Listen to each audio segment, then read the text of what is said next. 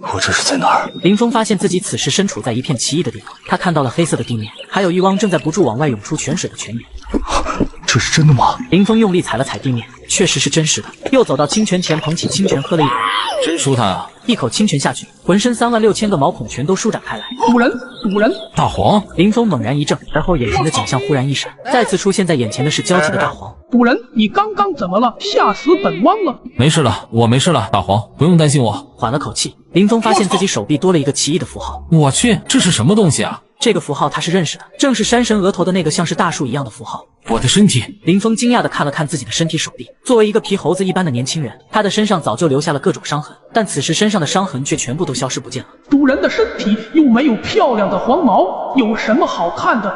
林峰此时有些不敢相信自己看到的一切，下意识闭上眼睛。可等他再次睁眼的时候，发现自己又再次回到了那奇妙的空间里。咦，我又回来了！林峰诧异无比，他连忙再次闭上眼睛，酝酿了一会后再猛然睁开。这一次又回到了山神庙之中。我去，这也太神奇了吧！他思索了一下，用手抓住自己的竹筐，然后闭上眼睛。等他再次睁开的时候，自己和竹筐都一起出现在了神秘空间里面。物品能带进来，那活物呢？林峰犹豫了一下，没敢拿大黄做实验，万一大黄出什么问题的话就完了。想了一下，还是算了。自己在神秘空间里走了一圈，有半个篮球场这么大，都是肥沃的土壤。走了2圈，林峰就有些口渴了，他忍不住拿出竹筐里的杯子，舀了一杯泉水。泉水入口，林峰只觉得浑身舒坦，之前的疲惫感彻底消失不见，真爽啊！又舀了一杯泉水，回到山神庙中。林峰把泉水递到了大黄面前。大黄，这可是好东西，别说老伙计不关照你。大黄鼻子嗅了嗅，一双狗眼猛然一亮，立即接过灵泉，全部喝了个精光。主人还有吗？本汪还想喝。大黄喝完灵泉，一脸意犹未尽的样子，然后追着自己尾巴转起圈来。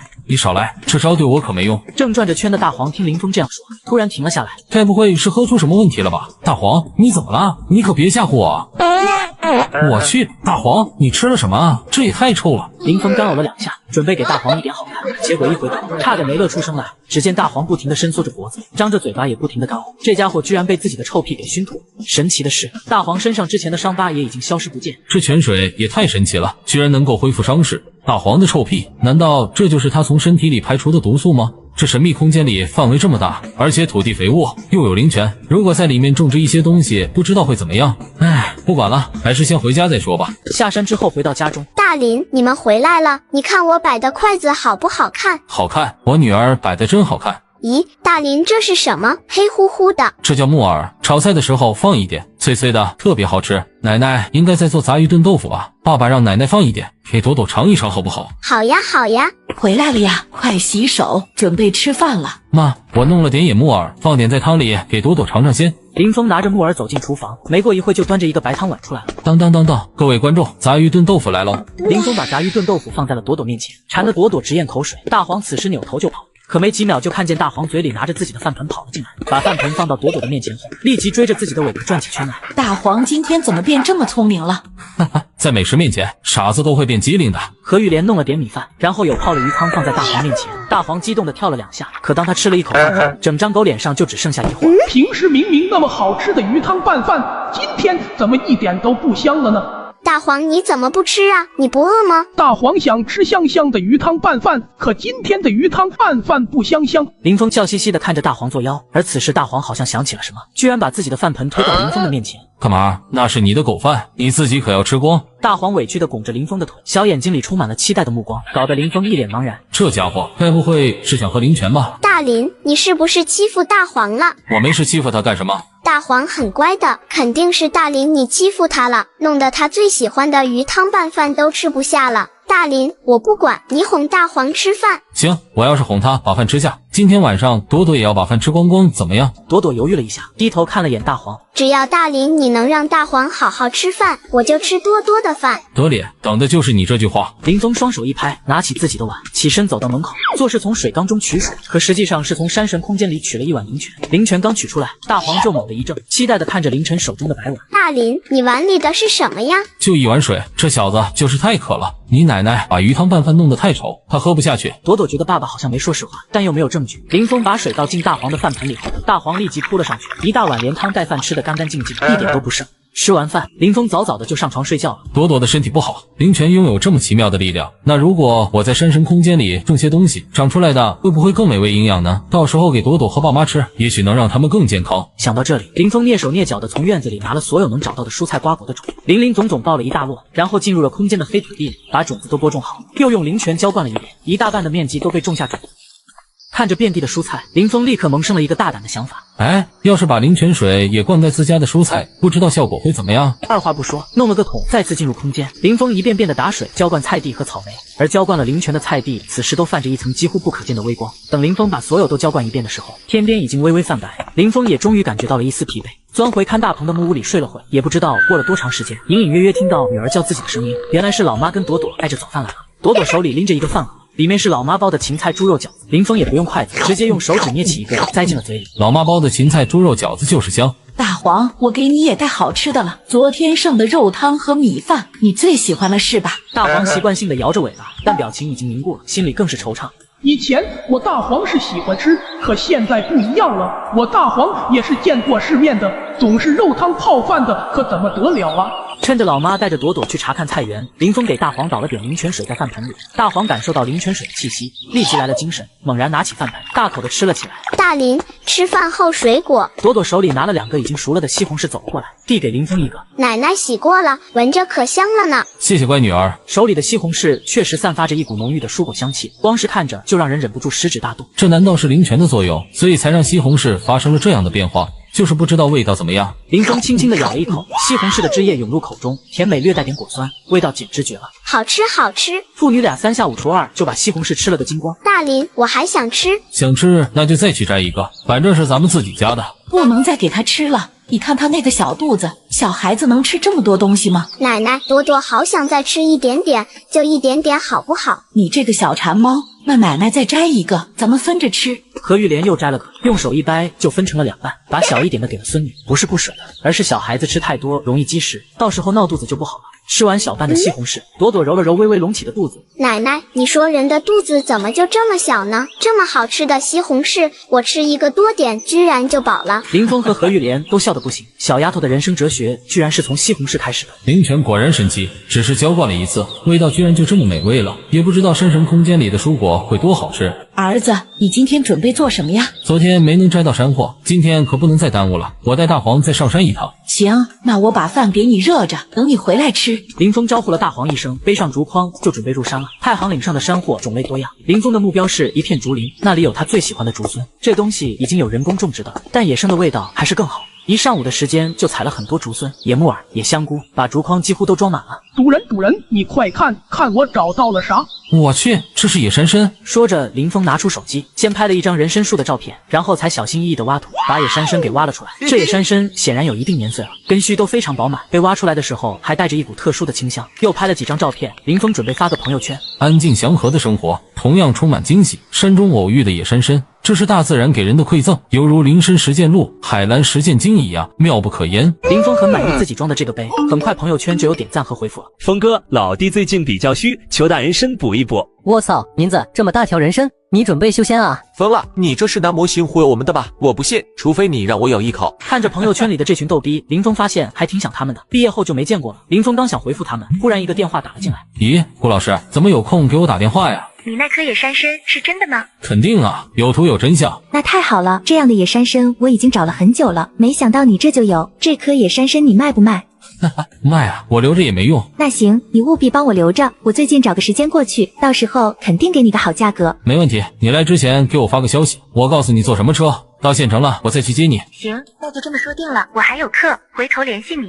林峰想了想，这野山参顾梦溪好像很看重，要好好保管才行。想到这里，干脆把野山参弄进了空间里面。林峰在空间的黑土地挖了个坑，直接把野山参埋了进去，然后还浇了点灵泉水，这才放心。抬头看了下自己种下的蔬果，昨天晚上才种下的蔬果，今天居然已经发芽，绿油油的一大片了。山神空间也太神奇了，种下的植物长势都这么好。从山神空间出来后，就跟着大黄下山了。回到家已经是3点多了。儿子，明天你去趟县城吧，家里积攒的山货也不少了。另外，菜园子里的菜也能摘了。不是说还要过几天吗？是有点奇怪，本来我以为至少还要3、4天的样子。不过你妈今天早上去菜园子溜达了一圈，发现基本上都熟了。行，那下午咱们先把菜给摘了。吃完饭，林峰找了些竹筐，然后开着3轮车跟老爸去了菜园。他家菜园子不大，只有6、7分地的样子，蔬菜都是混种的。爷俩忙活了一下午，7分地也只收了一半，但至少也有2000斤左右的蔬菜了。西红柿和黄瓜摘的比较多，小白菜和莴笋都搭配了一点，一切都弄好，已经是下午5点多钟。敢来我们知味楼撒野，也不看看你们是什么货色，等着吧，不拔掉你们一层皮，这是没完。2位，让你们见笑了。没事，现在到处都是些不开眼的东西，以为自己多了不得，说白了，狗仗人势而已。老东西，你说谁狗仗人势呢？够了，一个个的都什么样子，成何体统？服务员见王进来了，立即有了主心骨。老板，这群人在店里闹事，道歉，立即道歉。对，你们给我道歉，不让我满意，你们今天就别指望走出知味楼。混账！我是让你给林先生他们道歉，谁教你这样对待客人的？现在立即给林先生道歉，不然马上收拾东西，明天不用来上班了。服务员整个人都傻了，他没想到会是这样的情况。老板，你听我解释，是咱们酒楼没有蔬菜了，他们又点了这么多，所以没有蔬菜了和你的态度有必然关系吗？小李，看着他收拾东西走人。另外这个月奖金给你加3000。谢谢老板。老板，我道歉，我道歉。先生，对不起，我不应该。不用跟我道歉，跟这位老先生和这位小姐道歉吧。服务员看了眼老板，见老板点头，才哭丧着脸道：两位，刚才是我有眼无珠冒犯了你们，对不起，请原谅我。得饶人处且饶人吧。行了，你这个月奖金没了，出去干活吧。王静见状挥了挥手，服务员也不敢再说什么，低着头走出了包厢。王老板，谢了。跟姐客气什么？不过兄弟，我真是要埋怨你一句，你这一走就没音讯了，搞得姐这边马上就揭不开锅了。其实今天这是你也有一部分责任。我有什么责任啊？当然是因为你不给我们知味楼送菜了，搞得我们没东西可卖了，不然客人来花钱，服务员也没有拦着的道理，不是？就算我有错吧，不过王小姐你也见谅，不是我不给你送，我那些都是实验作物，产量有限，我准备多送几个地方，看看销售情况怎么样，所以实在没有多余的。还多送几家干嘛？你有多少送多少过来，我给你一个好价格，肯定不会让你吃亏的。那我考虑下吧。考虑什么呀？如果是钱的问题，我们可以商量。总之你那里的蔬菜有多少我要多少，无论品种20块1斤，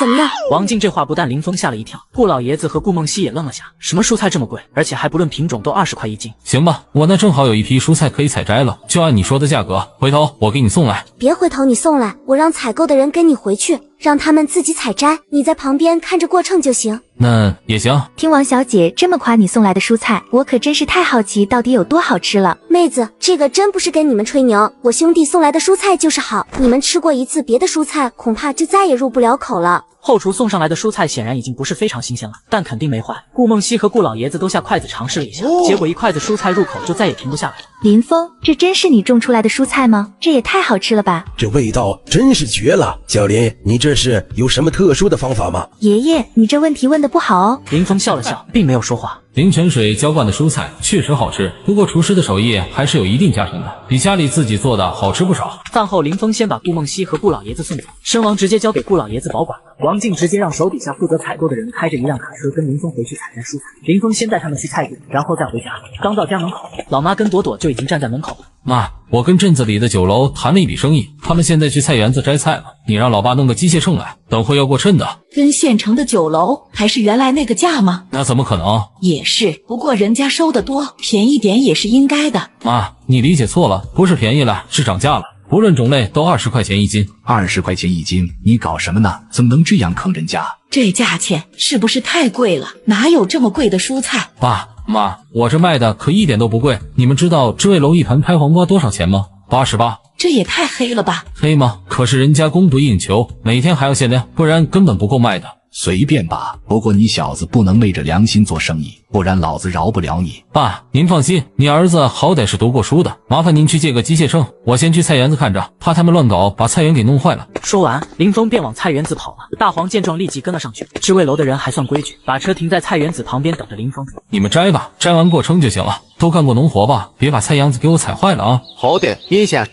我有一个时光流速50倍的空间，只要用空间灵泉水浇灌过的蔬菜都会变得美味无比。酒楼用了我的蔬菜后，更是变得生意异常火爆。如今他们打算把我的蔬菜全部收购一空。你们摘吧，摘完过秤就行了。都干过农活吧，别把菜秧子给我踩坏了啊！好的，林先生。都是附近农村出生的，肯定没有不会干农活的，而且一个个干起活来相当利索。没一会，他们带来的竹筐就装的差不多。老爸很快带着秤来了，是粮站用的那种机械秤。大海和东子也跟着一起来帮老爸搬秤。辛苦了，辛苦了！今天晚上哥请你们吃饭。老爸看着知味楼的人过秤，林峰则带着大海、东子蹲在田埂上。哥，你这收菜的还上门啊？我都是自己运到县城，他们才收。我这是专供酒楼的，知味楼知道吧？肯定知道啊！两人都点头。知味楼怎么可能不知道？县城最好的酒楼之一。行了，都过称了。小峰，你过来跟他们算账吧。好的吧。林先生，刚才都过完称了，一共4980斤，给你当5000斤算。行，那谢了。那给您结账，说好的21斤，5000斤一共是10万块钱。林先生，你是要现金还是电子转账？我去，5000斤菜就卖10万块钱，这是在做梦吗？转账吧。再说，你们带那么多现金了吗？带了，来的时候老板把酒楼的现金都给我们带上了，就是怕你要现金。手机转完账，林峰确定后点头，让知味楼的人装车离开了，然后对大海和东子道：“都别走，说好了晚上我请客。那我们今天晚上就吃大货了。哥，要不我跟你干菜园子吧？你看行不？哪有什么不行的？你过来跟我一起干，每个月我给你开3000块钱工资，奖金另算。”真的吗？哥，你别因为照顾我自己亏钱了。刚刚你没看人家给我结账啊？你说我能亏吗？确实，哥你那菜卖的太吓人了，猪肉也就20多块钱一斤吧，菜都赶上肉价了。我家去年种的黄瓜，我自己拉去县城卖，也就卖2块钱一斤。东子，要不你也给我帮帮忙吧？我一个人确实不太能忙过来。我行不行啊？怎么不行？你跟大海一样，一个月3000。两人激动的不行，他们都没有正经工作，平时在村子里也不受欢迎。第二天一大早，大海和东子就找来了。不过老爸老妈去县城买东西，林峰还要负责给朵朵大黄做好早饭。哥，咱们今天做点什么？开一片地出来吧，扩大菜地的范围，提高产出。下午再把成熟的草莓采摘一下。好的，哥。吃完早饭，几人就往菜地去了。朵朵和大黄也带上，让他们在田埂上玩就行了，反正有大人看着也不怕。东子和大海干活有力气，1亩地的菜地小半天就翻出来了。正干着，大黄的叫声突然急促起来。只见大黄正对着一个西装革履的男人咆哮。大黄，怎么回事？不好意思啊，没伤到你吧？没有，麻烦请问一下，你们村子里有没有一个叫林峰的人？林峰？我可以问一下，你找他有什么事情吗？哦，自我介绍下，我是县城玉福楼的老板方森明，想和林峰林先生谈一谈合作的事情。玉福楼？我就是林峰。方森明一听，脸上立即挂上笑容，他将一张名片递给了林峰。林先生，我听说知味楼的蔬菜都是由您供应的，不知道是不是？没错，不过我建议您别多费口舌了，我和知味楼签订的是专供合同。说实话，咱们根本没得谈。这个我知道。说实话，前几天我们玉福楼的营业额忽然被知味楼超过，让我有些意外。不过当我让人去买了一份知味楼的特色菜后，我就知道我们玉福楼说的不亏。林先生，您送去的蔬菜简直太惊艳了。过奖了。林先生，我听人说您跟王老板谈过另外一个东西的合作，只是没谈成。林先生不要误会，实际上这件事情是王静王老板自己说出去的。他自己说的？王静这是什么意思？给自己挖坑呢？我一个朋友和王老板也是好友，昨天晚上他们一起吃饭的时候，听王老板说了一嘴，说是林先生您这里有个东西让王老板念念不忘，可王老板又没有那个资金拿下来。你想拿这东西的代理权？林先生，我们玉福楼资金充足，只要是好东西，我们就愿意做这笔生意。可阁下似乎还不知道那是什么东西吧？有价值的东西，哪怕只是一坨屎，它也是有价值的。而商人的任务就是把价值变现，您说对不对？行吧，那你过来看看。不过我丑话说到前面，价格真不便宜，那就麻烦林先生了。跟着林峰来到菜地里，林峰此时摘了一颗草莓，然后递给方森明道：“方先生，您尝尝这个。”方森明接过草莓，直接放入口中咬了一口，果肉进入口中，带着酸甜的果汁，那种感觉让方森明无比的满足。好吃，太好吃了！林先生，请务必让我代理您这个草莓，价钱方面好说。我有一个时光流速50倍的空间，只要用空间灵泉水浇灌过的蔬菜都会变得美味无比。我去，这草莓也太好吃了吧！林先生，请务必让我代理您这个草莓，价钱方面好说。那方先生觉得应该给这种草莓定什么价格？我想，如果只走高端路线的话，不妨定高一点，1斤300元，肯定没有问题。可以，这样的话，每斤我以200元的价格出售给你。林先生，我们的合作不会让你失望的。方先生，今天晚上在我这吃顿便饭吧。好呀。既然和方森明合作，那剩下的采摘工作也不用林峰做了。方森明一个电话就有人过来负责采摘，他自己则忙着打电话，让草莓在最短的时间内铺开。这第一批草莓，我准备做赠品送给目标客户品尝。当然，林先生不用担心，收购的钱我1分都不会少您的。方森明的人采摘后过称，一共采摘了5000斤草莓，210斤的收购价，方森明直接转给林峰100万。一旁的大海和东子这时候才真正敢相信这件事情。乖乖，1亩地100万，6亩地就是600万，这也太挣钱了吧？那是人家峰哥种，才有这么高的价格。你看村子里其他人家的草莓，一斤能卖10块就不错了，谁能卖出峰哥这价格啊？那是我哥可是村子里唯一的大学生，其他人谁能比得上？晚上老爸老妈回来，林峰特意让老妈做了一桌子好菜。林峰把1亩地的草莓卖了多少钱告诉老爸老妈，结果差点没把老爸老妈吓出好歹来。两人看到转账后才愿意相信，老妈激动的不行，好说歹说要抓着老母鸡给炖了招待贵客。爸，你给我拿4000块钱。林峰从老爸那里拿了4000现钱，给东子和大海一人塞了2000。不行不行，咱们还什么事都没干，怎么能拿钱？拿着，这是奖金。今天咱们做成一笔大生意，发奖金也是应该的。林峰不容二人拒绝，自己吃肉，要是兄弟连口汤都喝不到，那就太过分了。两人最后只能收下。今天晚上给你们个任务，把方老板给陪好，不能让人说咱们这里的人不厚道。峰哥，你放心，看我们表现。今天我们要是让他站着走，这奖金我们就还你。吃饭的时候，东子和大海死命灌他酒，方森明也是好酒量，但架不住两个人不要命的灌了，最后整个人都迷糊。还是老爸厚道，炖母鸡送上来后，给人盛了一碗鸡汤。这鸡汤，这是什么鸡啊？就是普通的芦花鸡。不可能，这绝对不可能。芦花鸡要是能有这种滋味，那肯定是在我梦里。我妈跟你开玩笑呢，这是玉树鸡，是我们这里培养出的新品种。林先生，咱们谈谈这种鸡的待遇怎么样？我可以给高价。方老板，这还在培育中，现在根本没办法规模养殖，恐怕要让你失望了。第二天一大早，林峰就爬了起来，好在有灵泉水在，不然自己今天怕是起不了床了。起床后没多久，大海和东子就垂头丧气的来了，手里攥着钱来到林峰面前道：哥，我们昨天丢人了，这奖金我们不配拿。不怪你们，昨天你们走之后我也丢人了。那个方森明也太猛了，怎么都喝不醉。没事，知耻而后勇，下次他再来，咱们让他悔不当初。钱拿回去，发的奖金哪有收回来的道理？东子大海来了，吃早饭了没有？婶子，我们吃过来的。妈，您看下朵朵，我跟东子他们干活去了。出了门，林峰一边走一边心里合计着，显然用灵泉水喂养的鸡味道也会变好，这样的话自己倒是可以办个养鸡场。不过这事情要操心的地方就多了，养鸡场的场地就是个问题。你们今天先播种，我去找下村长，回头去找你们啊。行，哥，你忙你的。来到村长家，村长忙着呢。哟，大学生咋来了？村长，我有事跟您商量商量。说吧，能帮得上忙我肯定帮。是这样的，我准备投建一个养鸡场，现在场地还没着落，村子里能不能帮忙？按说这是好事，不过现在农业用地是要保证的，咱们村子的耕地本来就不富裕，想给你批也挤不出来啊。而且你搞养殖，如果建畜舍的话，就要按工业用地的规则来。村长，我不占用咱们村子的耕地，我想您能不能批一块太行岭的地给我？太行岭，你准备在山上建养鸡场吗？也不算山上吧，就是咱们村子和太行岭接壤的一带，因为是山势结构，没法做耕地，我想把那里批给我，应该没问题吧？这个我今天中午开会的时候提一下吧，不一定能成啊。我不白用，每年给村子3000块钱的租金，您看这总行了吧？你当真每年给3000块钱？肯定的，我可以跟村子里签合同的。行呗，这件事情我先应下来了，他们应该会给我这点面子的，回头我通知你签合同。那我先谢谢村长你了。跟村长聊了几句，林峰就回去了。回家后就听见院子里乱糟糟的，还没进门就看见老妈出来了，看见他后示意他别进去。妈，这怎么了？还能怎么了？还不是你爸嘴快，喝了2杯马尿，就跟人说你卖菜卖草莓挣了多少钱，你二姨6就来借钱了。我有一个时光流速50倍的空间，只要用空间灵泉水浇灌过的蔬菜都会变得美味无比。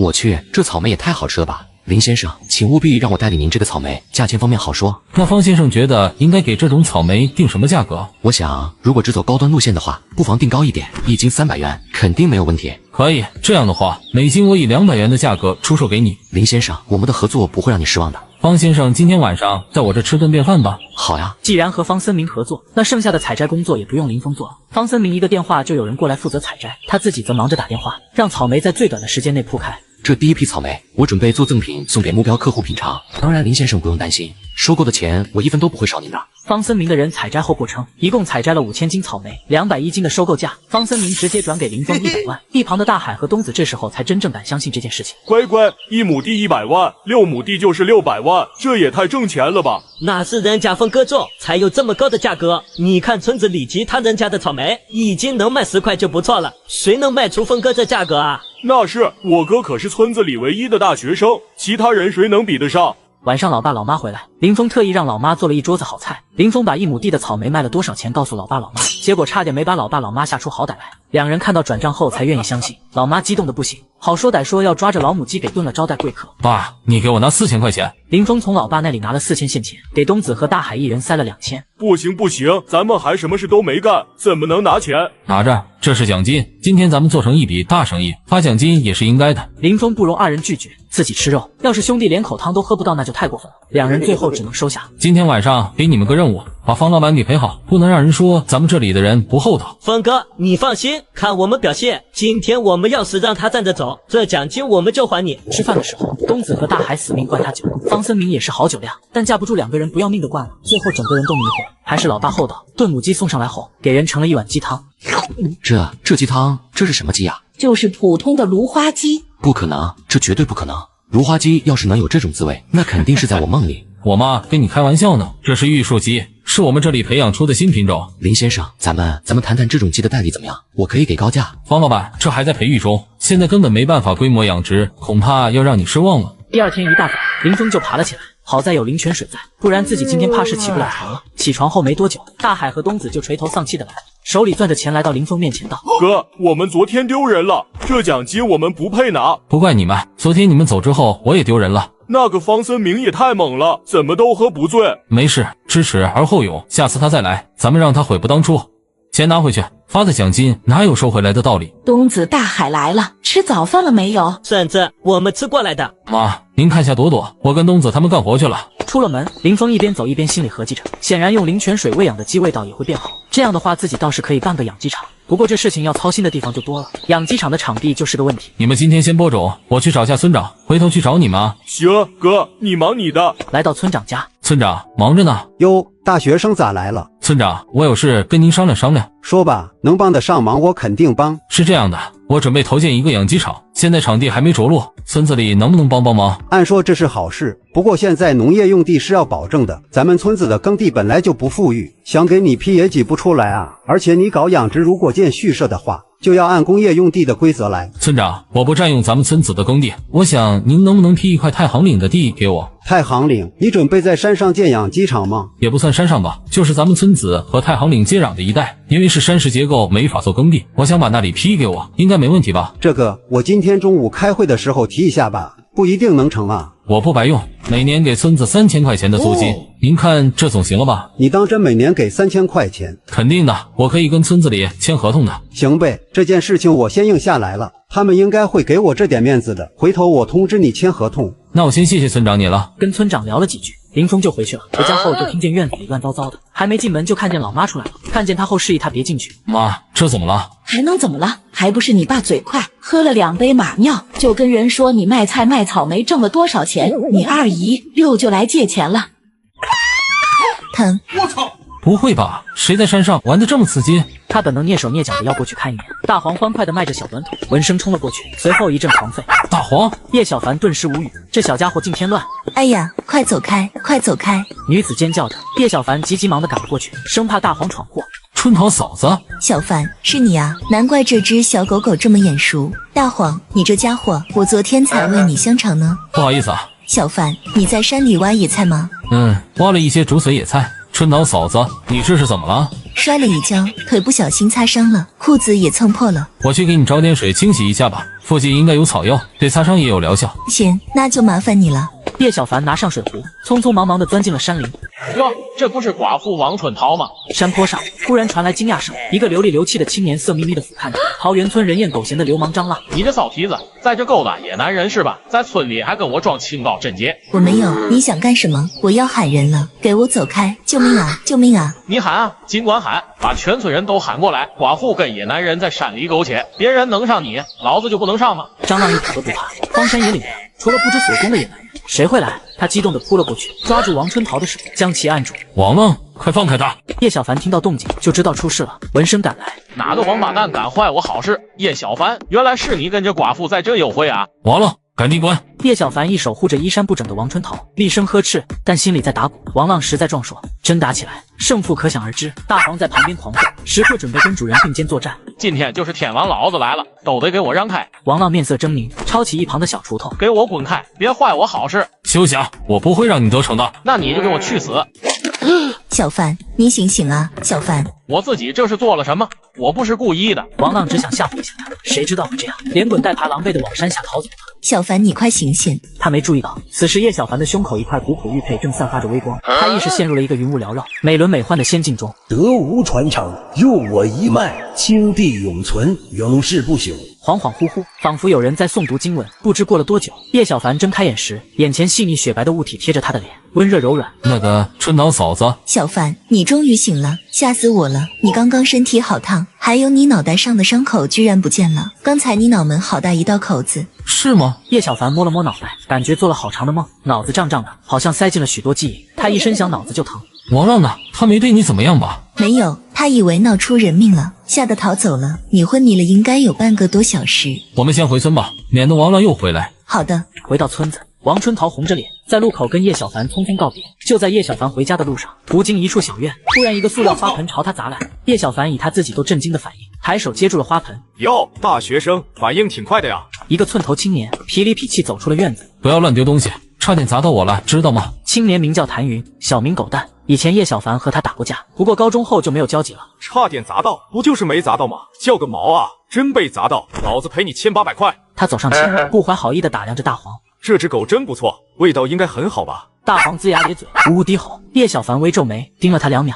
怎么还想跟老子打架吗？那不至于，打赢了赔钱，打输了住院。叶小凡可不想跟这种人计较。呵呵，像你这种书呆子，老子一只手能捏死10来个。这个小叶紫檀，你不要了吗？不要了，都快哭死了，谁爱要就要。行，真是没出息，捡破烂。要不要我介绍你去我大舅的垃圾站收废品啊？谭云冷嘲热讽。叶小凡拖着小叶紫檀头也不回的离开。回到家，进了屋子，随意将小叶紫檀丢到了卧室角落，准备晚点再修剪一下它。叶小凡静坐回想着记忆里的东西，这是他梦境所得，一部名叫《青木诀》的功法，内容繁杂。青木诀分修炼篇、术法篇和神通篇3章，按青木诀内容开始修炼。1下午的时间，叶小凡丹田里诞生了一道暖洋洋的祥和气息，这一丝力量名为青木之气。除了修炼法门外，术法篇出现了灵宇宙的秘法内容。灵宇宙施云不雨，滋润万物，对草木有极强的催熟和强化作用。现在应该能施展一道灵宇宙吧？叶小凡神色亢奋，随着他指诀捻动，低吟玄妙咒语，一道淡淡青芒的白雾升腾，笼罩于小叶紫檀上方。云雾开始洒落蒙蒙细雨，开始滋润小叶紫檀。我去，这也太神奇了吧！1分钟后，灵宇宙消散，小叶紫檀以肉眼可见的速度生长，断裂部位生出了青绿的树皮。就这品相，少说能卖个2、3万元吧？叶铁柱，你死哪里去了？赶紧给老子出来！叶铁柱，你死哪里去了？赶紧给老子出来！李叔，怎么了？这么大火气？你爸不在吗？他不在。说有什么事跟我说也一样。你外公前年重病，你爸跟我借了5万块，这都快2年了，说好今天给，到现在都没看到他人影。哼，你好歹是咱们村唯一的大学生啊，在城里工作2年了，这点钱都还不上，你爸还让我别跟你说，但父债子还。对，父债子还，应该的。您找我要也一样。这么说你有钱喽？你看这5万块怎么还吧？算上利息，现在怎么说也得还53000元。我先还你1万吧，剩下的我会尽快还你。尽快是多久？你爸半年前就说尽快了，一直拖到现在。哎，真不好意思。3天，最多给你们3天，否则我让老村长主持公道，在村口拿喇叭跟你们催债。李叔，钱我肯定会还您的。您这样做，我们以后还怎么在桃源村生活？那我不管，好歹你也是大学生，怎么这么没出息？村里年轻人去工地搬砖，哪一个挣的不比你多？5万块都还不起，真丢人。说完，李老汉大手一甩离开了。叶小凡颇为无奈，欠债还钱天经地义，可他一时也想不到哪里可以凑到这么多钱。思来想去，并没有更好的解决办法。叶小凡坐在椅子上，开始在红鹰创建账号。要还上这笔钱，只能看看小叶紫檀有没有人要了。灵雨术效果很强，如果能催熟果园里的樱桃呢？不过估计也要个把月才能成熟吧，3天时间肯定不够。红鹰作为国内最大的短视频平台，用户数超过了5亿，镇上都有超过1/3的人是红鹰的用户。叶小凡果断选择在这一平台上寻找买家，搬来那盆高贵漂亮的小叶紫檀，找好角度，开始拍视频和照片，选择最好的一些素材，剪辑上传。极品小叶紫檀，有意购买者私聊。红鹰汇聚各行各业人士，不乏一些盆栽爱好者，希望能在线上找到买家。他时刻关注着红鹰后台。傍晚，爸妈已经工作回来。小凡这么早回来呀？我听老陈说，你跟村头的王寡妇一起回来的。小凡，你离王春桃远点，人言可畏呀！你还没娶老婆呢，要是跟个寡妇太亲近，容易被人说闲话的。我跟春桃嫂子清清白白，那些长舌妇就爱乱造谣，不用理他们。李叔刚才来要债了，我先还给了他1万元，剩下的这3天尽快凑齐钱还清欠债。啊，这你不用管，我和你妈有办法搞定的。最近事情比较多，等樱桃卖了就能还清老李的债了。哦，除了李叔，我们还欠谁的钱啊？叶小凡想要搞清楚家里的债务情况，不能光让父母承受压力。这你就别管了，在家里休息一段时间，我已经托人帮你找工作了，你到时候安心出去上班。叶铁柱态度强硬，随后就没搭理叶小凡的追问。我先去做饭。咦，小凡这盆什么植物啊？还怪好看的。小叶紫檀。小叶紫檀哪弄的？谭云丢了不要，我捡回来的，也许能靠他挣点钱。值钱的话，他为什么还要丢？没人会把钱花在这玩意儿上。有钱人品味格调不同，舍得花钱。叶小凡深信会有人看上这株小叶紫檀，无非是价格高低的问题而已。突然，手机震动，红英弹出了一条私信：兄弟，你小叶紫檀没卖出去吧？1000元，我要了。1000元太低了，不好意思啊。那你觉得多少合适？10万元。10万？你疯了吧？想屁吃啊你！最多2000元，卖不卖随你。那对不起，真不能卖。就这样，陆陆续续有人询问，可都是嫌太贵，要不起。就在这时，突然又有一条消息跳了出来：朋友，6万元，我收了。叶小凡惊喜交加，终于来了一位土豪。7万元，6万元已经是极限，它瑕疵太明显了，花纹式的裂痕太突兀，影响了整体观感和意境。除了我外，没人能出到6万元的。行吧，6万元就6万元，我们该怎么交易？我明天导航过来吧，先把你的电话、姓名告诉我。叶小凡回复完，钟建军就下线了。第二天一早，一辆黑色的奔驰迈巴赫驶入桃林村，引起了很多人围观。车窗摇下，喂，知道叶小凡家吗？叶小凡，知道，我带你去吧。往这边，小凡跟我可熟了。青年在前头带路，钟建军低速开车跟在后面，丝毫不在意周围村民的目光。这车怎么也得10多万吧？我觉得要20万。随着豪车停下，村民们都聚在了不远处观望着。我帮你叫他吧。我刚联系过他了，他爸妈在家。小凡，有城里大老板找你。城里的大老板？铁柱叔，江神，还愣着干嘛？赶紧请老总进屋泡茶招待啊！哦，请进。本是一文不值的口袋，我反手捡回来，利用淋雨术浇灌，没想到竟发生了翻天覆地的变化。如今更是有城里的大老板以6万元的高价上门收购。不用客气，我就是个买家，跟叶小凡先生约好了，上门拿东西的。买家？难道是来收古董的？您要买什么？该不会是买樱桃吧？他们家的樱桃可都没熟。一盆小叶紫檀。小叶紫檀？难道是那盆盆栽？叶铁柱恍然大悟，叶小凡昨天的确神秘兮兮说过这盆小叶紫檀。人群中，一个痞里痞气的青年一愣：这么巧，我昨天才丢掉一盆小叶紫檀，被叶小凡捡去，今天就有人来收购小叶紫檀。此时门外有动静传来，叶小凡一阵招呼声中走了进来。您是钟建军钟先生吧？我去房间拿一下盆栽，您稍等。钟建军平静点头，审视着叶小凡。叶小凡迅速回房间，端着小叶紫檀出来了。众人的目光都好奇地看向叶小凡手上的盆栽。这玩意儿还能卖钱？我也去山上找找看，不是遍地都是吗？在小声议论中，钟建军惊喜地站起身，端向小叶紫檀。以他收藏过众多珍奇盆栽的经验来看，这盆小叶紫檀若是没有树干部位那些形似花纹的痕迹的话，绝对堪称极品。钟先生，您觉得如何？很不错，比视频所展示的更有气势和意境。昨天我给了8000元的定金，现在结清剩余尾款，也就是5万2千元。他不多废话，摆弄手机给叶小凡转账。我没听错吧？一本小树苗能值这么多钱？村民们瞠目结舌。叶小凡在红英上收到了转账信息。此时，一人突然冲了出来，推开钟建军，近距离看着小叶紫檀。这是我的，叶小凡，这是我那盆小叶紫檀。谭云不喜欢这盆小叶紫檀，却是清溪记的朋友送他时，指着树根云纹说谭云名字中也有个云字，这盆盆栽分明就是他丢掉的那盆。只是他不明白叶小凡怎么做到修复小叶紫檀的，原本有所损坏，部分地方开裂。叶小哥，这是怎么回事？这家伙可能发神经吧？昨天丢掉了一颗开裂损坏严重的小叶紫檀，被我捡了。现在知道小叶紫檀能卖6万元，便认为这是他那盆，真是好笑。您稍等，我会处理好的。不要乱碰，弄坏了影响到交易，你能赔我吗？这就是我丢掉的小叶紫檀，真是滑稽。你喊他，他能回你话吗？还是上面有你名字？你昨天丢掉的小叶紫檀都裂开2半了，睁大你的狗眼看看，我这盆小叶紫檀有开裂吗？谭云，你要不要脸啊？我亲眼看你丢到门外的小叶紫檀都断开了，就因为小凡捡了它，还嘲讽小凡是捡破烂的，现在指着这盘就说是你的，脸都不要了是吧？我可以给小凡作证，这根本不是谭云那盘小叶紫檀。青年是谭云的邻居，昨天在院子听到了两人对话，还探头看了两眼，有了人证，事情越发清晰。加上谭云在村子风评极差，众人认定这是耍无赖要霸占。滚！谭云，城里大老板在呢，你耍混球也不看看场合，赶紧走！你要是觉得不服，大可以报警。村民们接连声援。好啊，叶小凡，你够无耻，给我等着！谭云一看自己孤立无援又不占理，他恶狠狠地瞪着叶小凡，撂狠话后低头离开了。以后如果还有好的盆栽，尽管联系我。钟建军倒不在意刚才的小纷争，只当看了一场戏。好嘞，叶小凡送钟建军出去，迈巴赫启动，带着悦耳的引擎声驶离了村子。半小时后，村北小山上的樱桃园，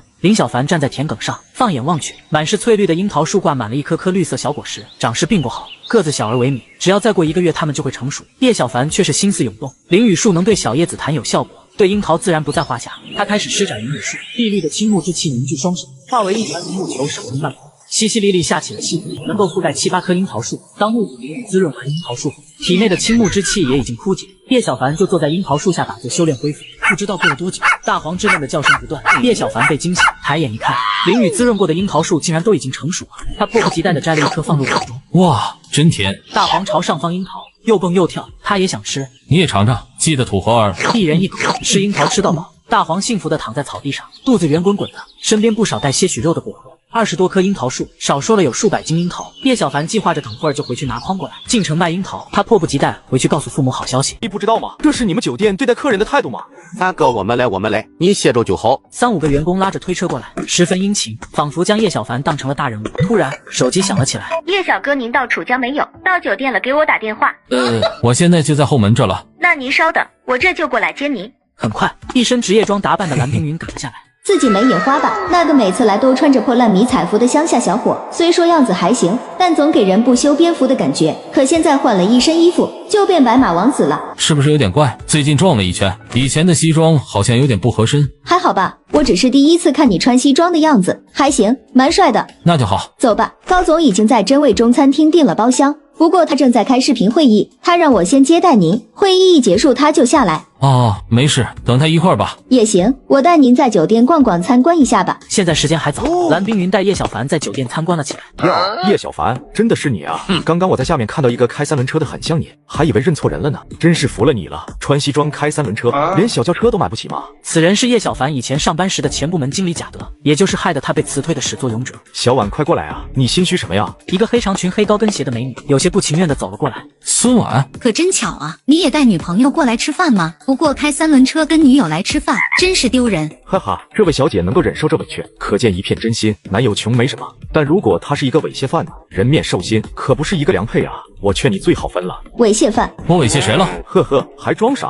也对，现在承认，女朋友就没了。叶小凡1个月前在公司卫生间试图猥亵我的女朋友，受害者就在你面前，你还能否认得了吗？贾德再三打眼色，孙婉抿唇微不可察的点头回应，但有些心虚。我女友比较内向，在公众场合不愿意提及不堪往事。孙婉，这就是你想要的吗？去当一个已婚且秃头、开2手宝马肥猪的情人？我不怪你，我不后悔当初帮你阻止这头肥猪的侵犯，可你实在太可笑了。真要傍大款，你就不能擦亮一下眼睛吗？胡说八道什么？你敢颠倒黑白？信不信我报警？当时看你可怜。这位客人，叶先生是我们酒店的贵客，请您不要太放肆了。你他娘谁啊？算哪个葱？老子还是这个酒店的会员呢。这是我的工牌，有问题你可以跟酒店投诉。如果你在污蔑叶小哥，影响周围客人用餐，我会让保安驱逐你。君乐大酒店总经理助理，那又怎么样？助理了不起啊？老子是消费者，顾客是上帝，不知道吗？这是你们酒店对待客人的态度吗？来呀，叫保安驱逐我呀！恨不得老子在你们这消费了上万元，竟然被你们这么对待，店大欺客是吗？信不信我去电视台曝光你们？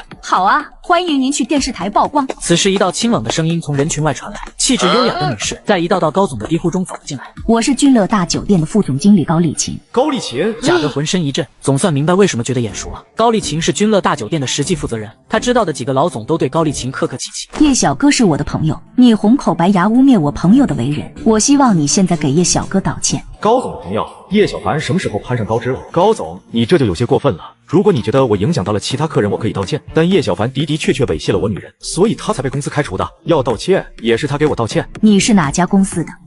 高总不会是想要报复我吧？他不想透露身份。高丽琴冷冷盯着他。餐厅的经理走了过来，低声说了一些信息。原来是蓝腾软件的经理啊！你们的郑总是君乐的白金会员。高丽琴翻找了一下通讯录，直接拨打了出去。我让他跟你说吧。高丽琴三言两语说了一下酒店发生的事情后，不容拒绝的提出要求。我要他当场道歉，给我朋友澄清事实。然后利落挂断了电话。没几秒，贾德的手机就响了起来。不是你特么的，赶紧按高总的意思做，就是跪下磕头你也得照做，否则我要你好看。小郑能有今天这个成就，还是我父亲一手提携的，你算老几？贾德脸色苍白。那个小凡都是误会。我说了，大声澄清真相。对不起，叶小凡，事实上是我要猥亵孙婉，结果叶小凡进来破坏我的好事，我气不过，威逼利诱，联合孙婉反咬叶小凡一口。公司老板又是我妹夫，所以我轻易就赶走了叶小凡，我禽兽不如。贾德闭着眼大声说了事实的真相，虽然众多客人早有脑补，但还是惊呼不断。高总，您看可以了吗？滚吧！谢谢高总。贾德顿时轻松了，但也没脸继续留下来，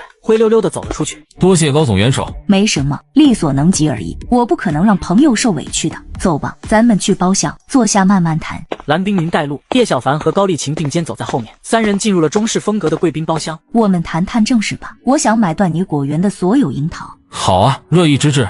你不问问我以什么价格买断吗？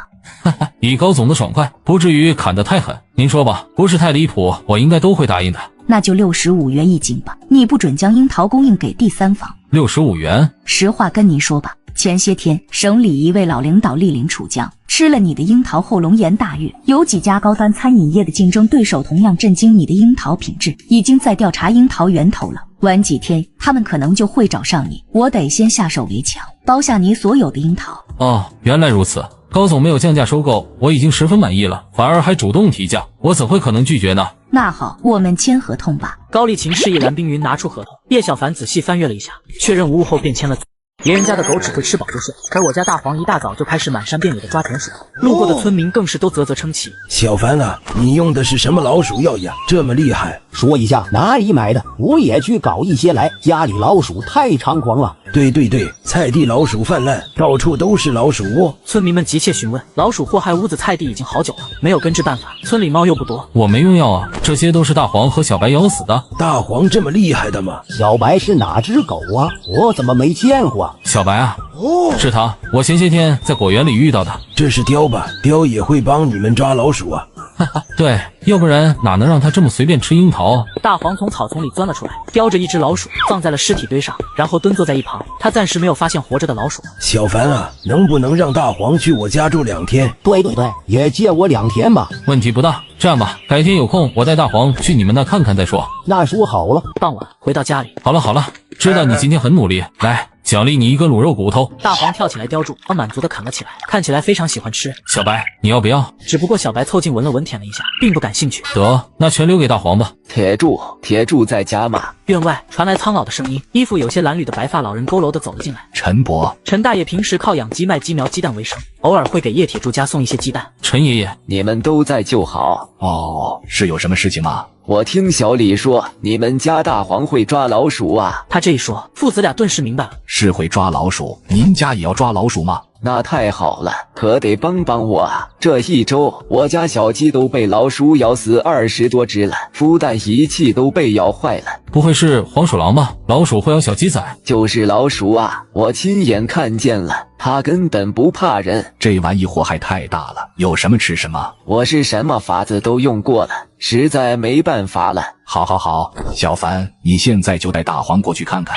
走吧，大黄，先别吃了，我们干活去。不久后，叶小凡便来到了村西边边缘的一栋盖大棚的老屋子，环视着简陋屋子，家徒四壁，红砖与木头复合结构。叶小凡灵觉散开，20米范围内再细微的生机都逃不过他的感知。大黄在四处嗅来嗅去，小白老实的跟着叶小凡在屋子周围逛了一圈，进入狭小沉闷的养鸡场，一排排鸡笼，上百只老母鸡、老公鸡以及另外着的一群鸡苗。小凡啊，怎么样了？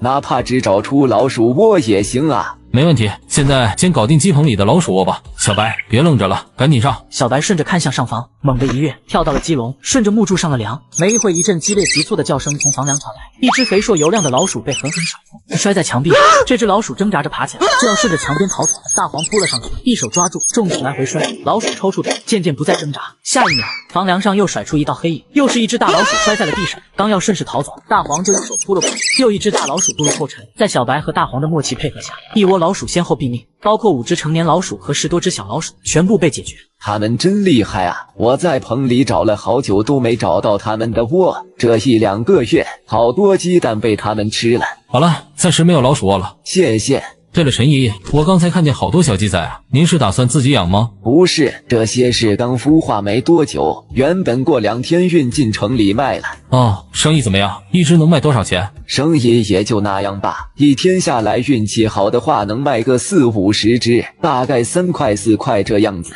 这样啊，那我全要了，按一只3.5元卖我吧。一共300多只呢。你买这么多干什么？就算要养个7、8只就好了，太多你也没地方养啊。300多只不多，我家果园还空着一块地方，到时候他们还能帮忙吃虫子呢。那就按3元来吧，你全买了，帮我省了不少成本。别，哪有卖家往下砍价的？这是定金。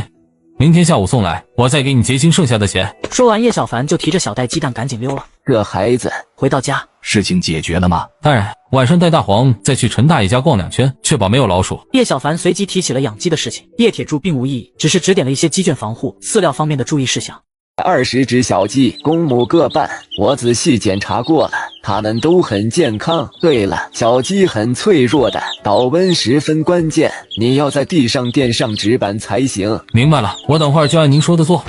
呀，天不是已经给了300元吗？现在怎么还给1000啊？那没关系啊，剩下的就当是工钱吧。往后几天你有空就过来几趟，帮忙照顾一下，我给你学学养鸡经验。不行，你帮我抓老鼠，我教你养鸡，这样就可以了，怎么能收钱呢？又是一番推让，陈大爷这才收下。此后2天，越来越多人知道大黄小白强大的抓老鼠能力，不少人都上门来求帮忙。不过每次帮完忙，乡亲都会给一些玉米、地瓜之类自家作物作为感谢。清晨，叶小凡一早就来到了果园，提着一桶清澈的淋雨进入鸡棚，一群小鸡扑哧翅膀围了上来。别急，叶小凡取来盘子，将饲料搅拌碎菜叶，再倒一些淋雨进入，搅拌均匀。一时间，小鸡仔全围了过去。这几天都是这么喂食，顿顿有淋雨佐餐，小鸡们比刚来时更加健康了。忙完所有事情后，便跟大黄回家了。当路过有些肮脏的公道栏时，他注意到了一张崭新的转让信息：家母病重，急需救命钱，特低价转让小龙虾养殖鱼塘以及鱼塘内成熟的小龙虾，有意者请联系张轩轩。张轩轩，村里唯一一个小龙虾养殖户，据说前2年赚了一些钱，他是村里人人称赞的有为青年之一。李大婶病重，我怎么没听说啊？叶小凡有些诧异，他看了几眼，然后就回家了。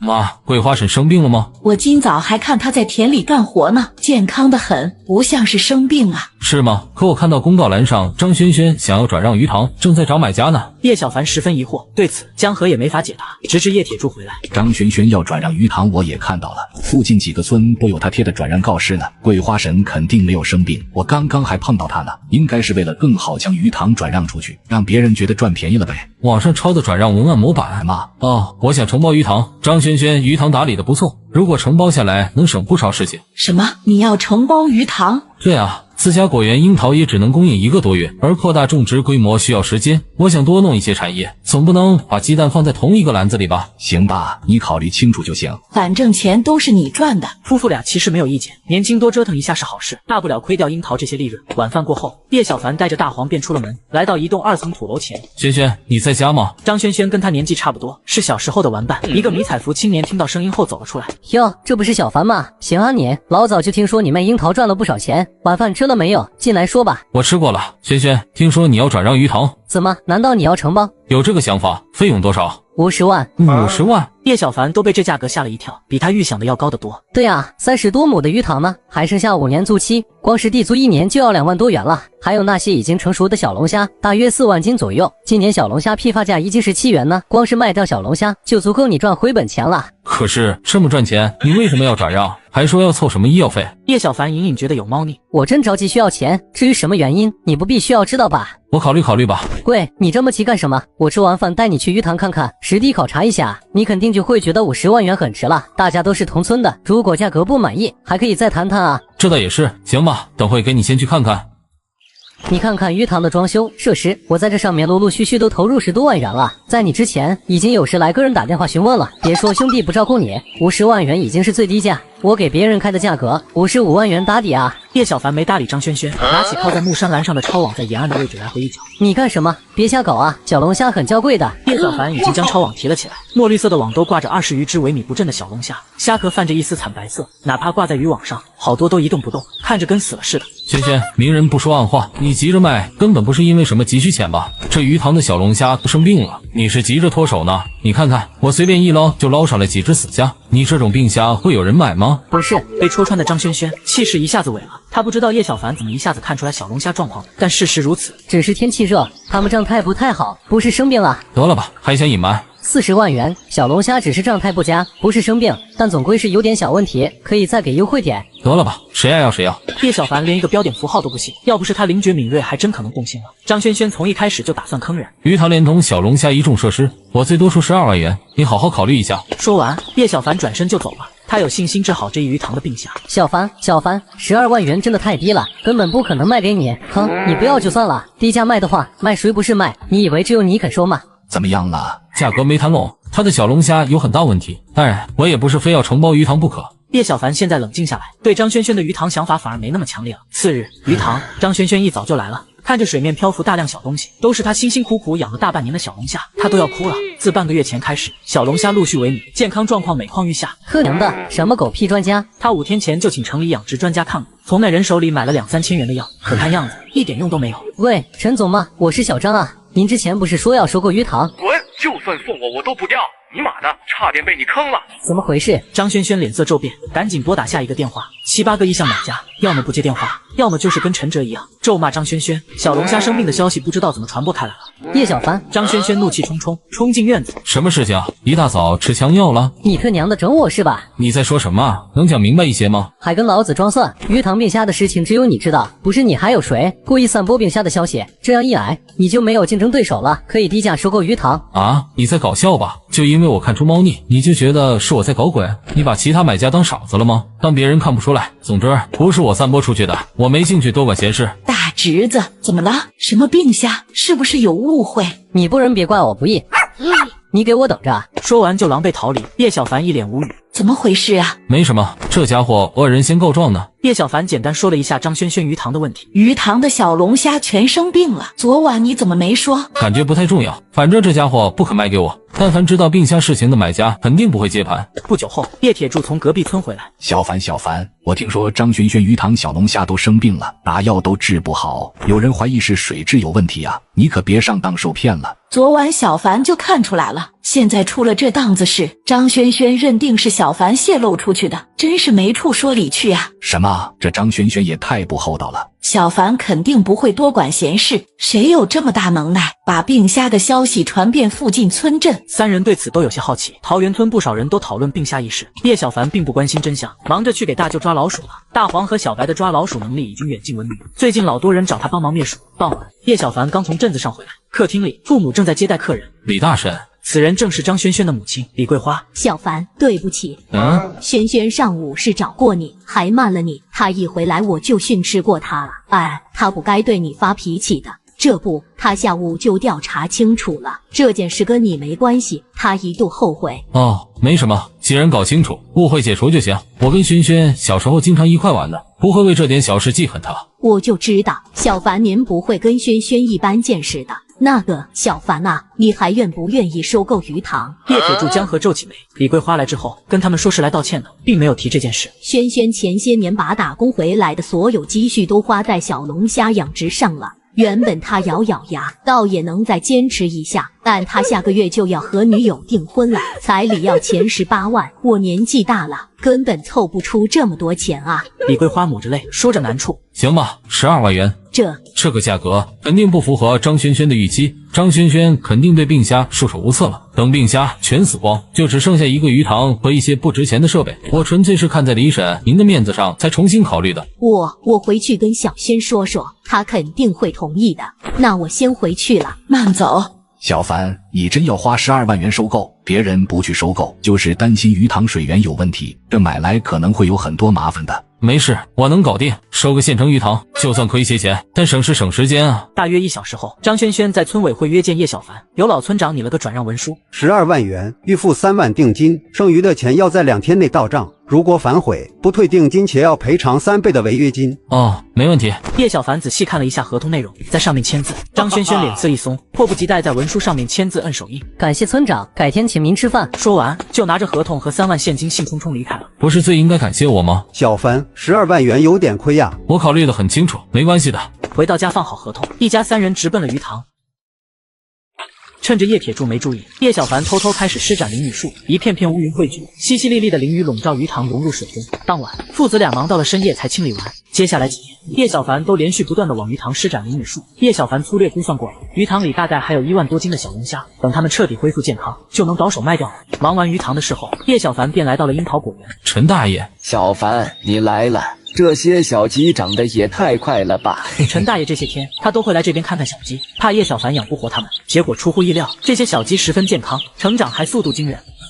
可能是吃得好吧，喂完它们就放在果园里，让它们自由活动了。对了，陈大爷，你还有鸡苗吗？我看可以再多养一些。哟，昨天刚孵出来一批小鸡，你要多少？也都全卖给我呗。好，那就2元1只吧，省了我运进城里出售的成本。还是按上次的价格来吧，你有空帮忙打一下药就行。陈大爷人很好，叶小凡自然不会在意那3、5元钱的差价。第二天，叶小凡从鱼塘里捞起一些小龙虾，这些天饱受淋雨的滋润，竟然有了变化，个头异常硕大。正常来说，成熟的小龙虾最大100克多一点，而他捞起来的每一只个体重量接近了200克，它们活力是完全没有了之前病怏怏的虚弱感。太好了，不知道味道会怎么样。说完便提着水桶回去了。回到家，老爸老妈正在院子里聊天。爸妈，你们快看，这是什么？小龙虾，个头都好大呀！是张轩轩那养的小龙虾吗？什么张轩轩？儿子买下来了以后就是咱们家的，不过个头还真挺大，不是生病了吗？还能不能吃啊？不用担心，它们已经好了，现在非常健康，能吃的先把它们清洗干净吧。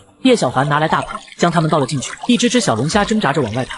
可我不会做呀。跟大家做法差不多，白煮油焖都可以，要不然直接放水里煮。白煮小龙虾，拿下料蘸就好。一家3人围着清洗小龙虾，一番处理下来，花了1个多小时才搞定。小龙虾被一一下入滚烫的开水中。江河按叶小凡的提议，准备先试试白煮。大黄、小白依次整齐蹲坐在灶台前，目光热切。小凡啊，我觉得这么一桶肯定不够他们吃的，尝个鲜就好。冰箱里还有好多鸡胸肉呢，够他们吃饱的了。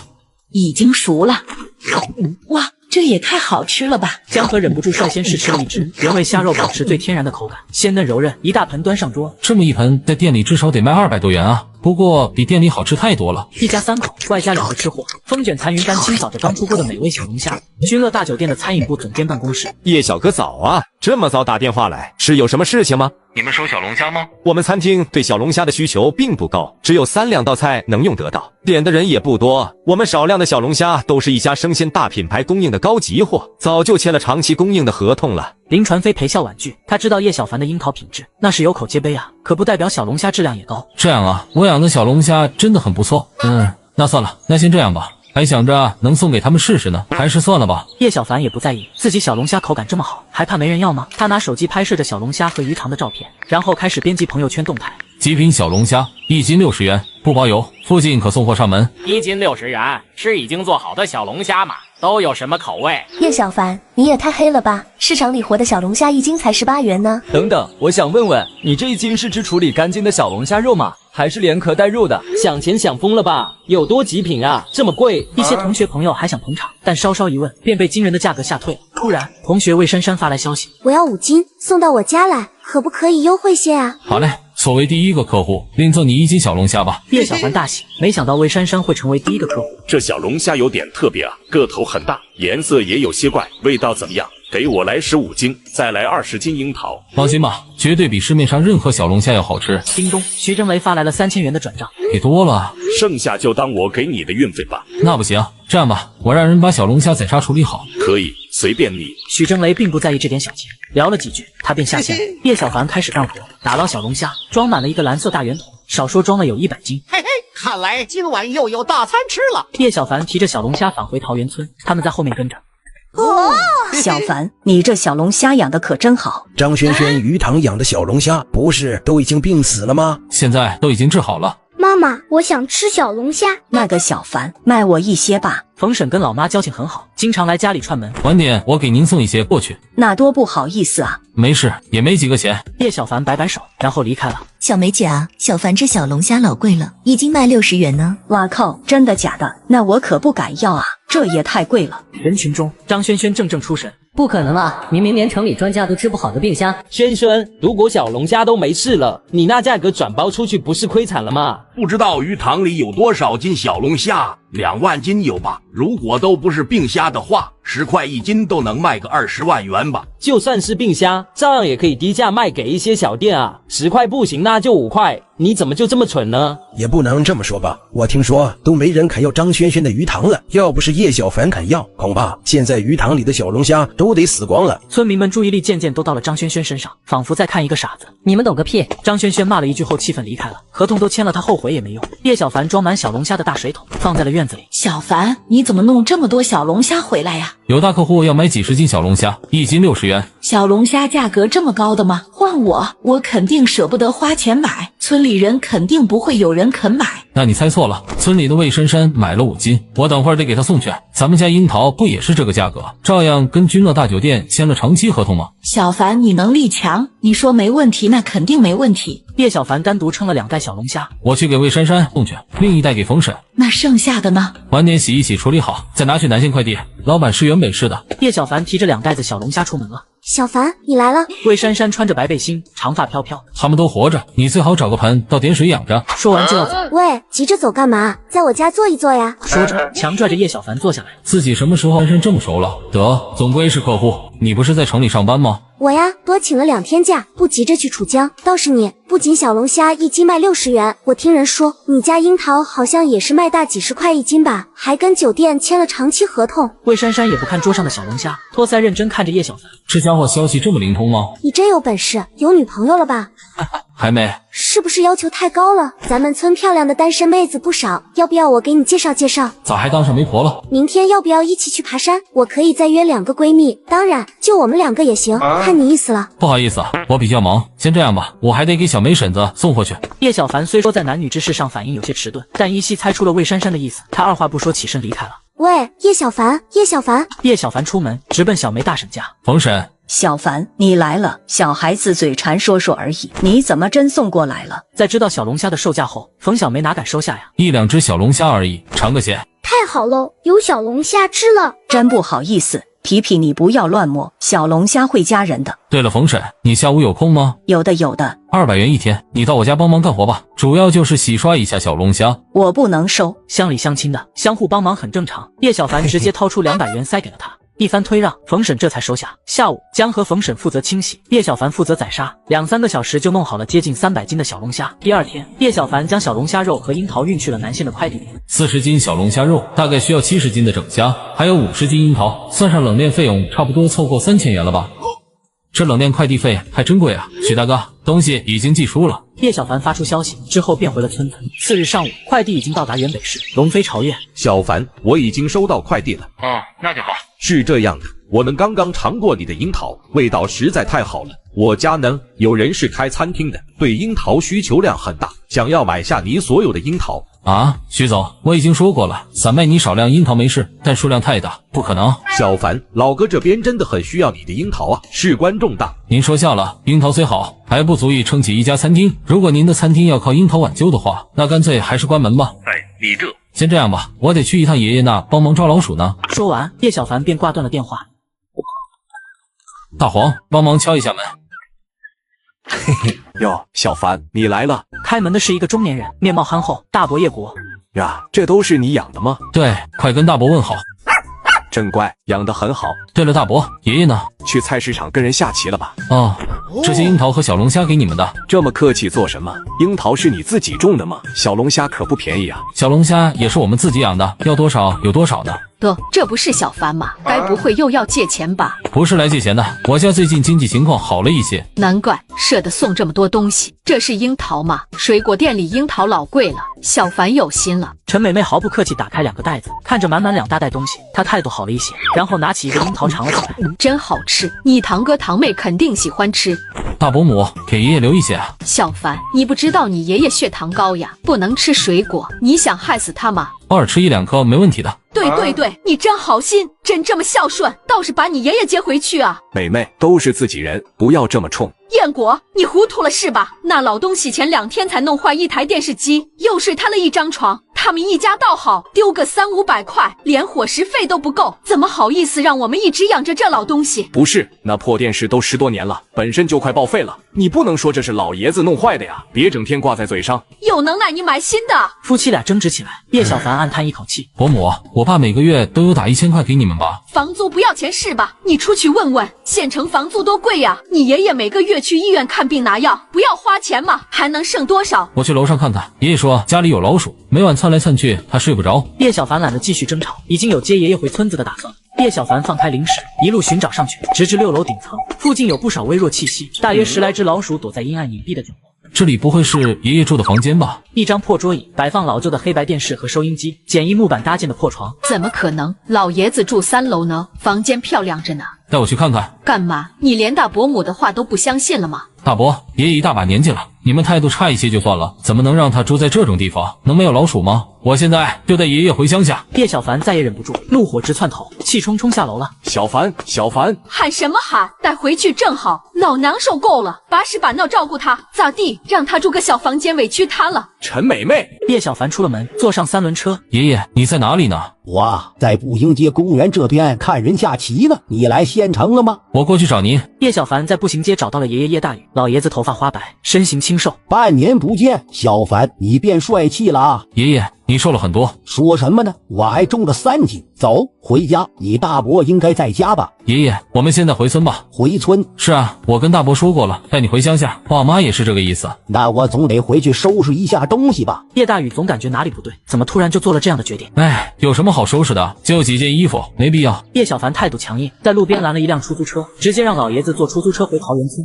1小时后回到桃源村。哎，怎么这么突然啊？也不提前跟我商量一下。小凡还不让我回去拿东西，药和衣服都没拿过来呢。那没关系，明天让小凡去拿就好。爸，大嫂对你很刻薄是不是？吃住条件都很差吗？也没有吧，我身体差，又有三高，本身就吃些清淡的。那房间呢？他们家6层楼啊，怎么好意思让你住最差的顶层？叶大宇此时才明白叶小凡急冲冲接他回来的原因。傍晚，大黄坐在角落啃骨头。爷爷，试试我们家种的樱桃。我血糖高啊，吃不了这个。那不至于，适量吃一些水果没问题。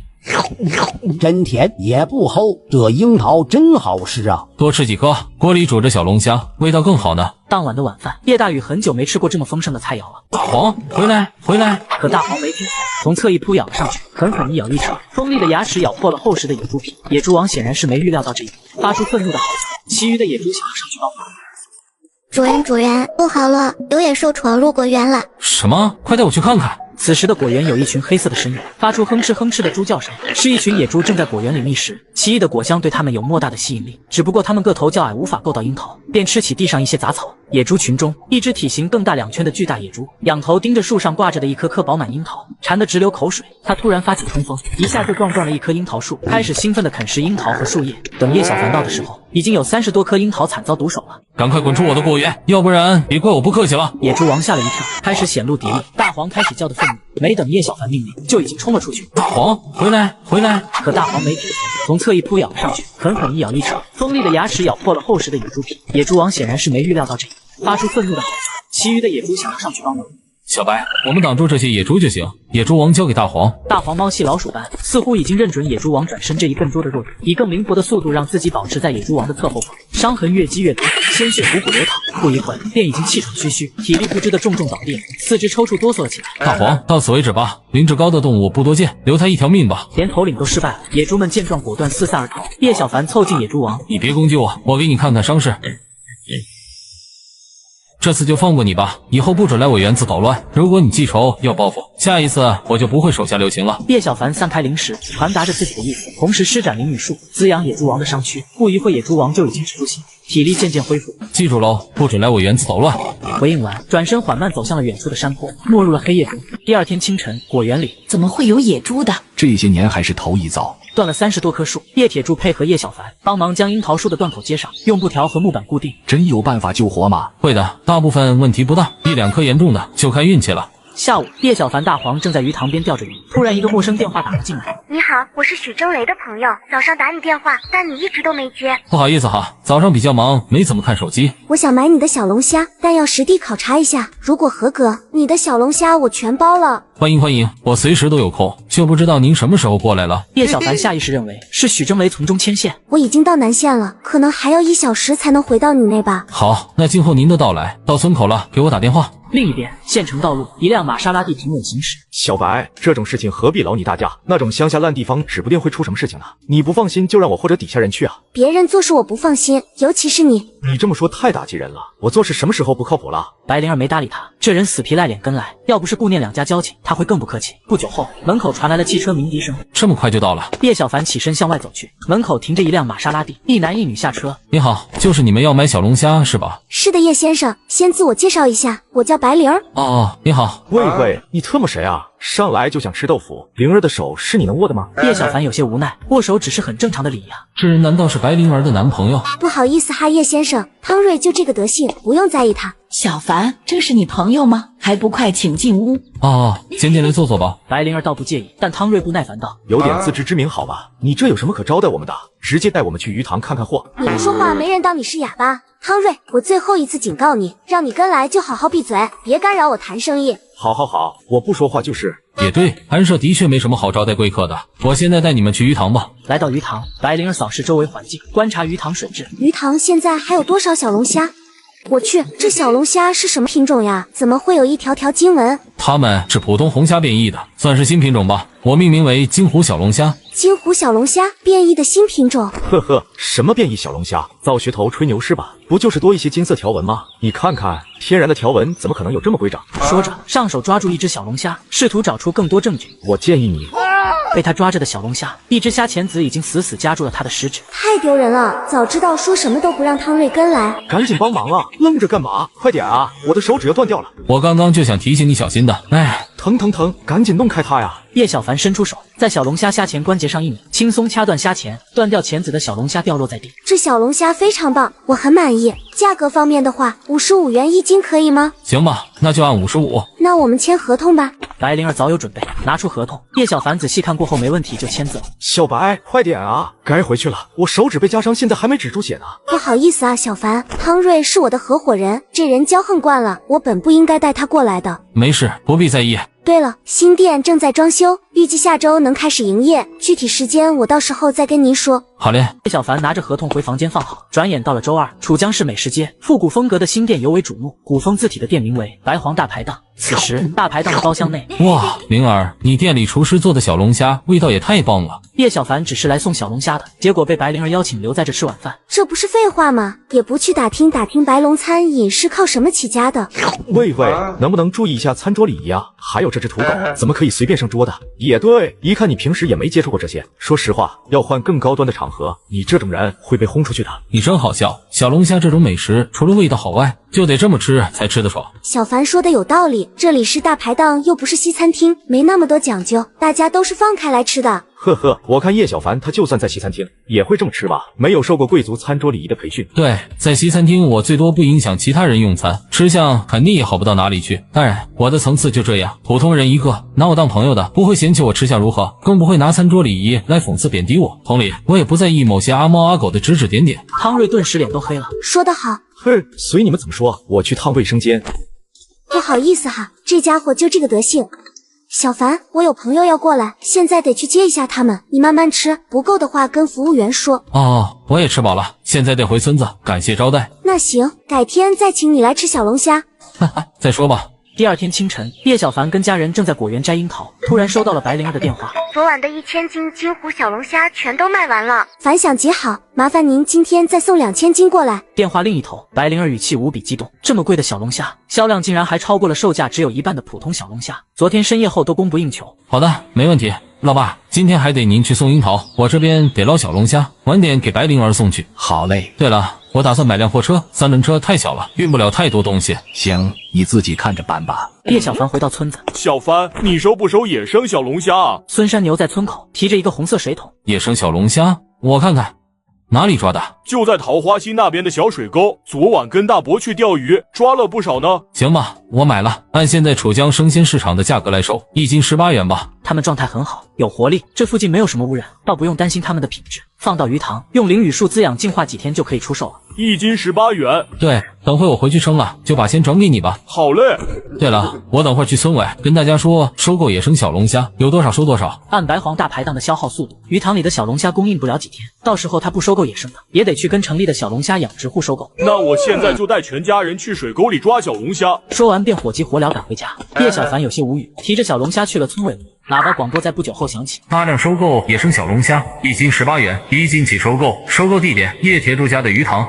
我只是往鱼塘里浇灌了一场小磷语树，没想到已经病怏怏的小龙虾竟又生龙活虎了起来。大排档用了我的小龙虾后，生意更是变得异常火热。大量收购野生小龙虾，1斤18元，1斤起收购，收购地点叶铁柱家的鱼塘。小凡，你没开玩笑吧？村长，我肯定不能在村广播上开玩笑啊，大家不得抽我啊！18元1斤。对啊，我都重复了5遍了，有多少收多少。那我抓的是不是也可以卖给你？当然，谁抓的都没关系，只要有我都收。那太好了，我带老婆孩子他们现在就去抓小龙虾。老村长激动不已，他急匆匆出去通知家里人。此时的村子里热闹了起来，每家每户都能看到有人穿着水靴，提着桶出门。小凡，你没骗人吧？真的是18元1斤吗？真的，赶紧去抓吧。那我可要抓到你破产为止了，哈哈。铁牛，快点！我知道一个地方，老多小龙虾了。总感觉不像真的，生鲜市场的小龙虾也才18元1斤啊！小凡这种价格收，哪还有赚头？你管那么多干嘛？人家又不傻，敢以这个价格收，说明他肯定有一定的利润。不久后，水田、小溪一时间都能看到桃源村村民的身影。傍晚，陆续有村民提着桶，将野生小龙虾运送到了鱼塘。先来后到，大家排好队，别插队哈！今晚肯定收完你们的小龙虾。孙山牛家野生小龙虾53斤，共954元。林红野生小龙虾23.3斤，共419.4元。干一天比一周赚的都多。当晚忙到了9点多才忙完，一共收了4000多斤的野生小龙虾。等所有人走后，叶小凡开始施展磷语树滋润鱼塘。原本因为捕捞操作或饲养不当而萎靡的小龙虾渐渐恢复活力了起来。第二天中午，叶小凡将装满金湖小龙虾的水桶一一抬到车上，然后驾驶着3轮车前往楚江岸。来到白黄大排档的后门，员工们卸下一桶桶鲜活的小龙虾。小凡，你那鱼塘供应能跟得上吗？没问题，我也在抓紧培育金湖小龙虾呢。是吗？他实地考察过鱼塘，面积不算大，连3流养殖基地的规模都算不上。虾苗到成熟的小龙虾最少得需要4到6个月。必须的。对了，我还得去西茂城一趟。是提车吗？不是买车。哟呵，什么级别的车？需要我推荐2款不？好啊，有没有什么耐用便宜的小货车？小货车？当然啊，我运小龙虾就得用这种。抱歉，我对货车毫无了解。那行吧，等我有买豪车的想法，再找你咨询一二。离开白黄大排档，叶小凡便开车前往汽茂城挑选货车了。傍晚，晚霞辉映的果园，大黄小白包家驱赶小鸡，上千只小鸡成群结队被赶进鸡群。有他们可省力太多了，要不然以咱们2个糟老头，可能都要花上1小时。说得对，他们太聪明了。刚夸完，大黄小白窜了回来，蹲坐在叶大宇面前。真乖，晚上给你们煮小龙虾吃。我都也想养条狗了。那就养吧，你自己一个人在村里，儿子儿媳年底才能回来一次，有条狗陪伴挺好的。再说吧，过2天问问村里谁家狗生崽了，抱一条回来。两人正聊着，突然大黄转身冲后山方向吠叫，盯着山坡灌木丛，草丛抖动，一只巨大且狰狞的野猪晃晃悠悠走来。是野猪，赶紧走。没事，我听小凡说过他不要靠近就好，他不会主动伤人的。不会吧，这可不是闹着玩的，咱们俩老骨头要是被顶一下，肯定要歇菜了。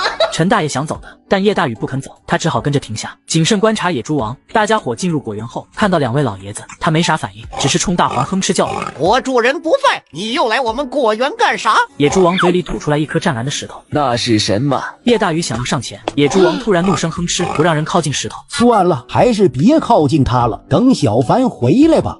先回村子，他应该不会破坏樱桃树。叶小凡驾驶着公车，刚回到家门口，小凡啊，有头大野猪来果园了，还叼着颗石头。哦，知道了，我等下过去看看。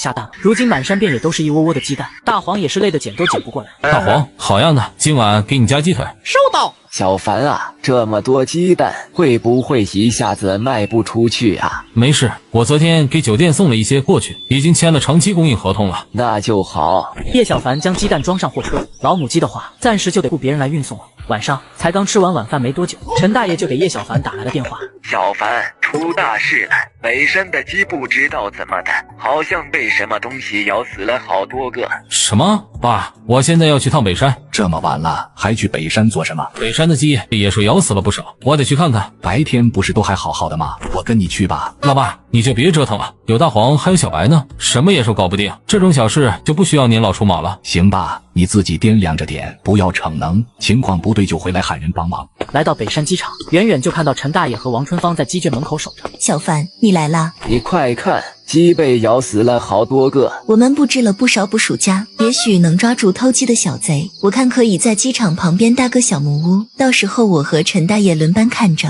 就你们，我会有安排的。那3-2只鸡可没那么金贵，不需要日夜有人看着，就这几千块工资，也不值得你们这么劳累。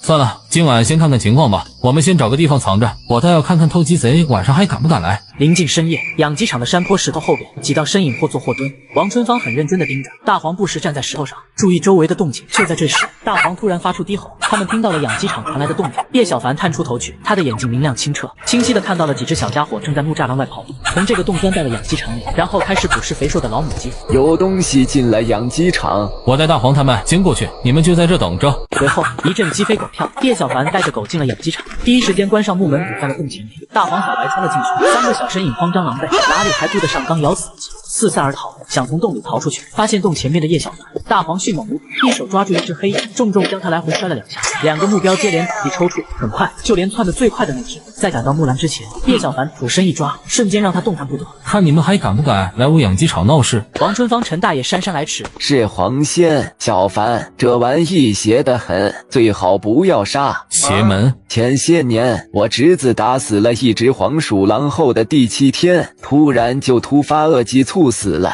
隔壁村也有人打死过一只狐狸，后来重病一场，请了道士做法事，跟狐仙跪拜认错，这才康复。陈大爷滔滔不绝，越发担心起来。叶小凡轻笑出声，晃了晃手里跟死尸一般的黄鼠狼，这家伙最走运，被叶小凡抓住却没受伤，在装死呢。我本就没打算杀他们，吃了鸡就这么死了，太便宜他们了，以后就得给养鸡场打工赔偿损失。黄鼠狼能打什么工啊？怎么不行？像小白和他的松鼠朋友，现在每天帮着果园驱赶鸟类和老鼠呢，只要训练得当，让他们帮忙捡鸡蛋，驱赶其他狐狸之类的小野兽，不成问题。还能这样？开玩笑吧？他们昼伏夜出，又机灵，如果真的训练成功，那比找人来看守巡逻方便多了。不太好吧？叶小凡没回答，弹了弹手里的黄鼠狼。别装死，起来了呀，还不醒，要吃点苦头是吧？他赶紧睁眼，有些慌张。那现在放你下来。叶小凡放下他，大黄、小白包围着，在黄鼠狼眼里，他们都无比凶恶，根本不敢跑。然后查看其他黄鼠狼的伤势，耗损心目之气去给他们止血。最重的那一只也很快被止住，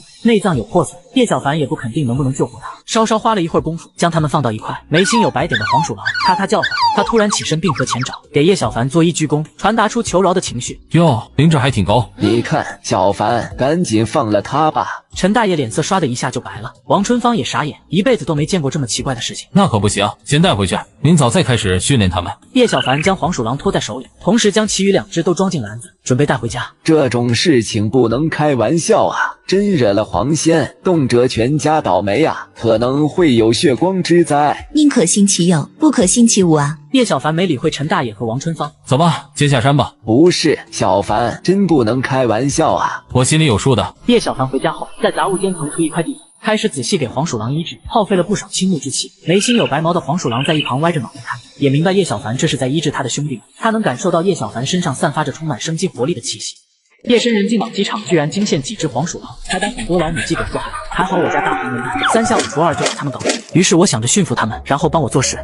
诺，晚上就住这儿，你这些兄弟能不能活命就看他们自己了。叶小凡端来一大盆灵米和樱桃放在他面前，黄鼠狼欣喜地喝着灵米。至于樱桃，它们是食肉动物，当第一次吃到樱桃后，惊奇地发现原来有比肉还好吃的东西。叶小凡看了一会儿便离开了。第二天清晨，叶小凡去杂物间看了一下情况，受伤的黄鼠狼已经好转，确认他们没事后，随后便前往施展灵雨术，然后在北山无人的小树林练习青玉筑基功捶断身体。他下山回村还不到6点多，可家门口熙熙攘攘，还很多村民围堵着。小凡回来了，胆子可真大，怎么敢招惹黄大仙的？还把他们抓回家了。不过年轻人阳气旺，短时间不会有事，但以后肯定倒大霉，指不定会连累我们全村呐。人群议论，叶小凡大致明白了缘由。院子叶铁柱站着，还有老村长等几个老爷子，忧心忡忡。你把一群黄鼠狼关在了杂物间吗？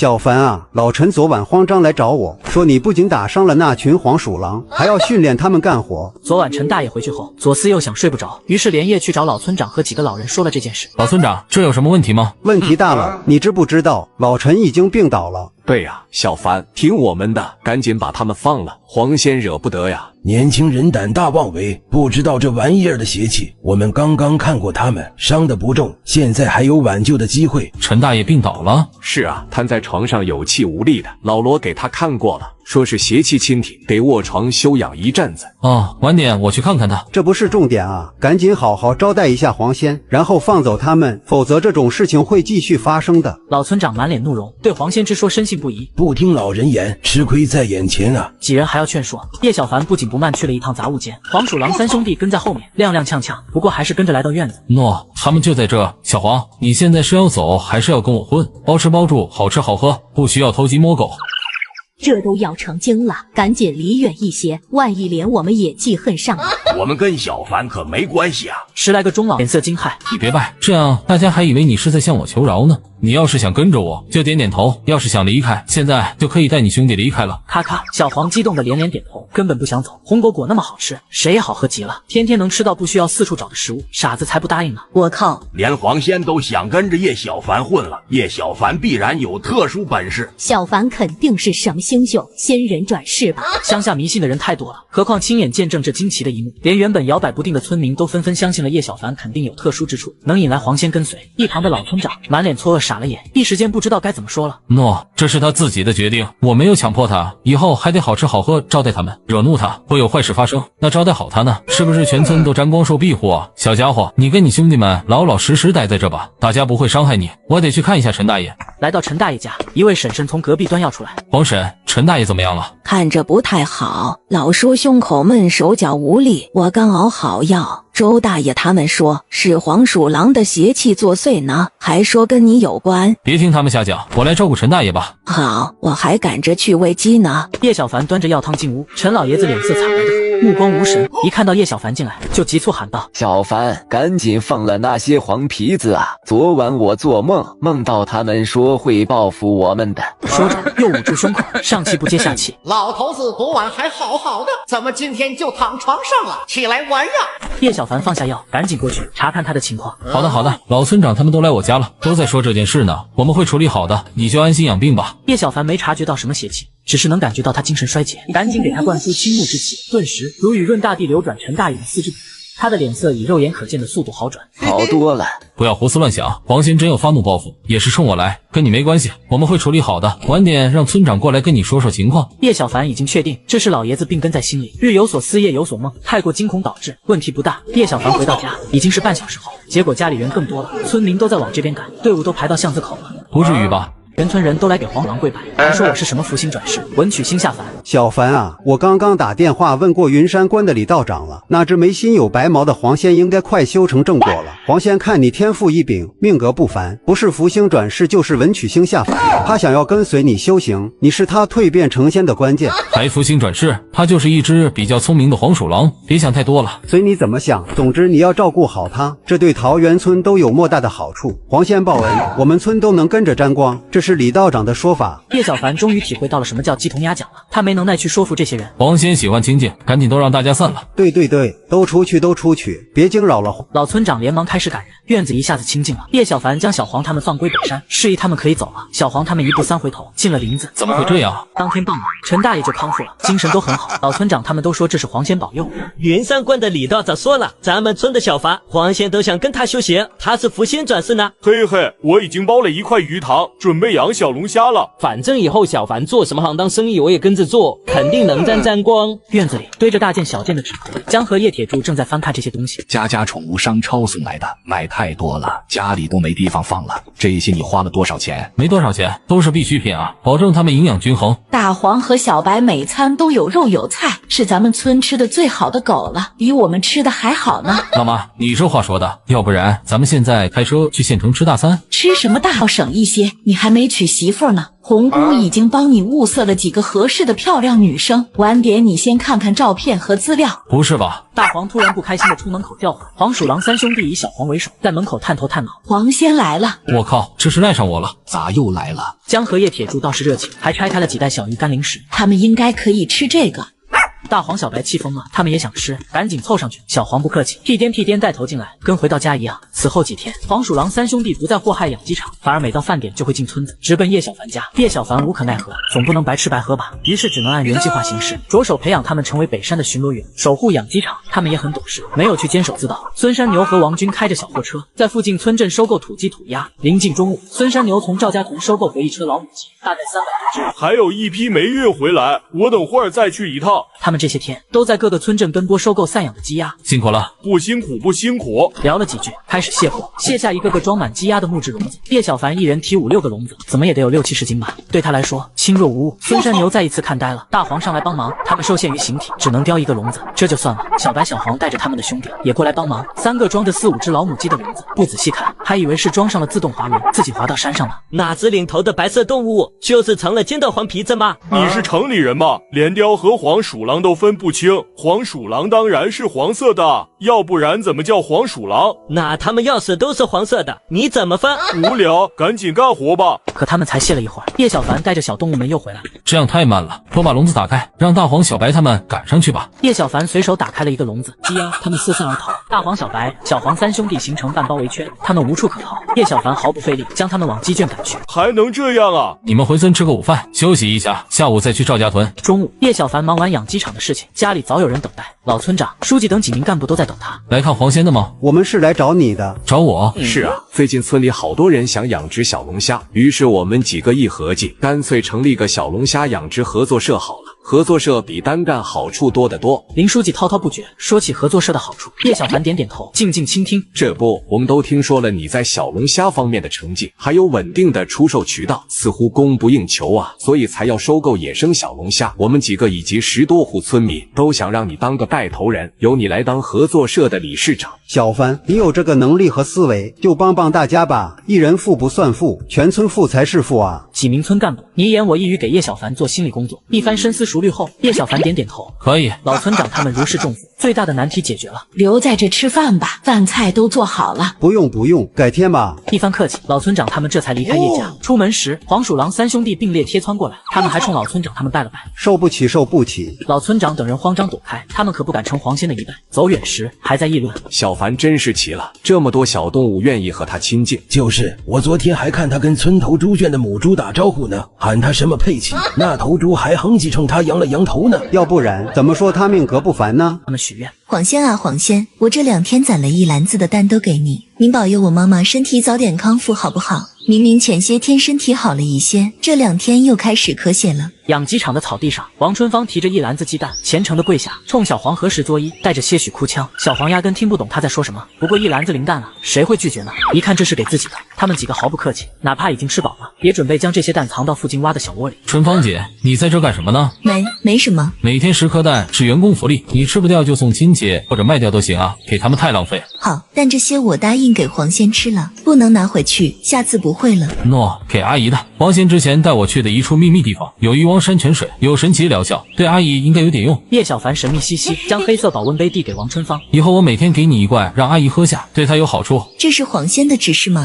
对，是黄仙的指示。好无奈，小黄啥都没做，又多了一桩功劳。王春芳傻愣愣的，毫无质疑。他心里一下子充满希望，觉得有了这些山泉帮助，母亲的身体肯定会好起来。桃源村前边的桥旁，35道身影。老天爷为什么这么不公平呢？只给了我165的身高，俺是我的错吗？我明明那么努力，小丽却上了别人的宝马。男人嚎啕大哭，在幽静环境中传得很远，叶小凡在20米外都能听到。老卓，你也别太伤心了，也许老天爷把剩下的15厘米给你补到其他地方了呢。对呀，都说人小归大，听你的，朕要有这优势，我能这样。小凡、山牛、王军，你们几个干嘛呢？老卓失恋呢，闹着要自杀，我们正劝他呢。一起去喝酒啊，都不知道该怎么劝这家伙了。卓伟被那个女的当饭票，花光这些年的积蓄不说，还借了不少网贷。感情上的事情我帮不了你，你这网贷我这边先借你吧，当然你得打个欠条，然后把网贷给还了。叶小凡也没犹豫，同是一个村子的，多少有沾亲带故。卓伟这人虽然身体上有缺陷，人品上没问题。他抬起头，愣愣看着叶小凡，是我不够努力吗？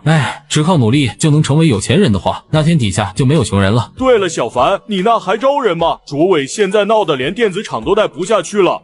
只是找工作的话没问题。最近在扩建樱桃园，挺缺人手的，月薪4000，一天8小时，加班费另算。谢谢你啊，小凡，我一定会努力工作的。现在得以暂时解决，他总算缓了口气。卓伟对叶小凡感激涕零。第二天，卓伟等人早早就来找叶小凡了。带上家伙，今天把樱桃园附近的地清理开垦一下。一行人干劲十足去地里干活。果园中间有一棵比较奇特、翠绿如玉的树，这不是樱桃吧？就一棵野果树，蛮珍贵的，注意不要去破坏它。好嘞。突然，叶小凡被江河一通电话，匆匆叫回家。你们先忙吧，我现在得回家一趟。刘叔，怎么了？关于合作社的事情，不少村民热烈响应，我们准备开一次会议，你作为合作社的理事长，自然要在场。好，我会去的。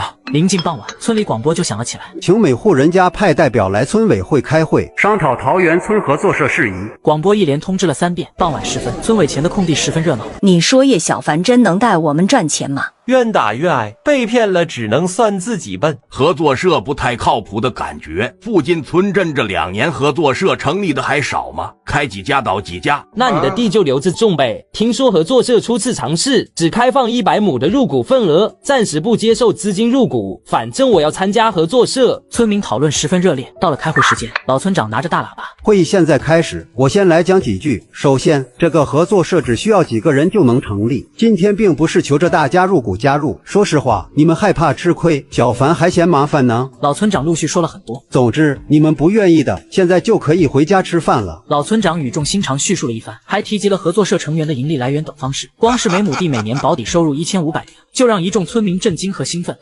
村长该说的都说了，我也没啥好说的。总之，我会尽力的，让桃源村发展起来，大家一起发财。叶小凡站在老村长旁边，还说了2句，就迎来了热烈鼓掌。大家一窝蜂挤过去，争先恐后要登记，接近1个小时，一共登记了162户代表，少则几分地，多则8亩9亩。叶小凡谦虚了几句，让老村长他们先统计归纳一下田地，再做规划。回到家，小白冲出院子，委屈呜咽。大黄太可恶了，讲气球，结果气球飞走了。下次再给你买。大黄，看你做的好事。大黄感觉到不对劲，赶紧开溜。小凡，你准备搞什么合作社是吧？合作社？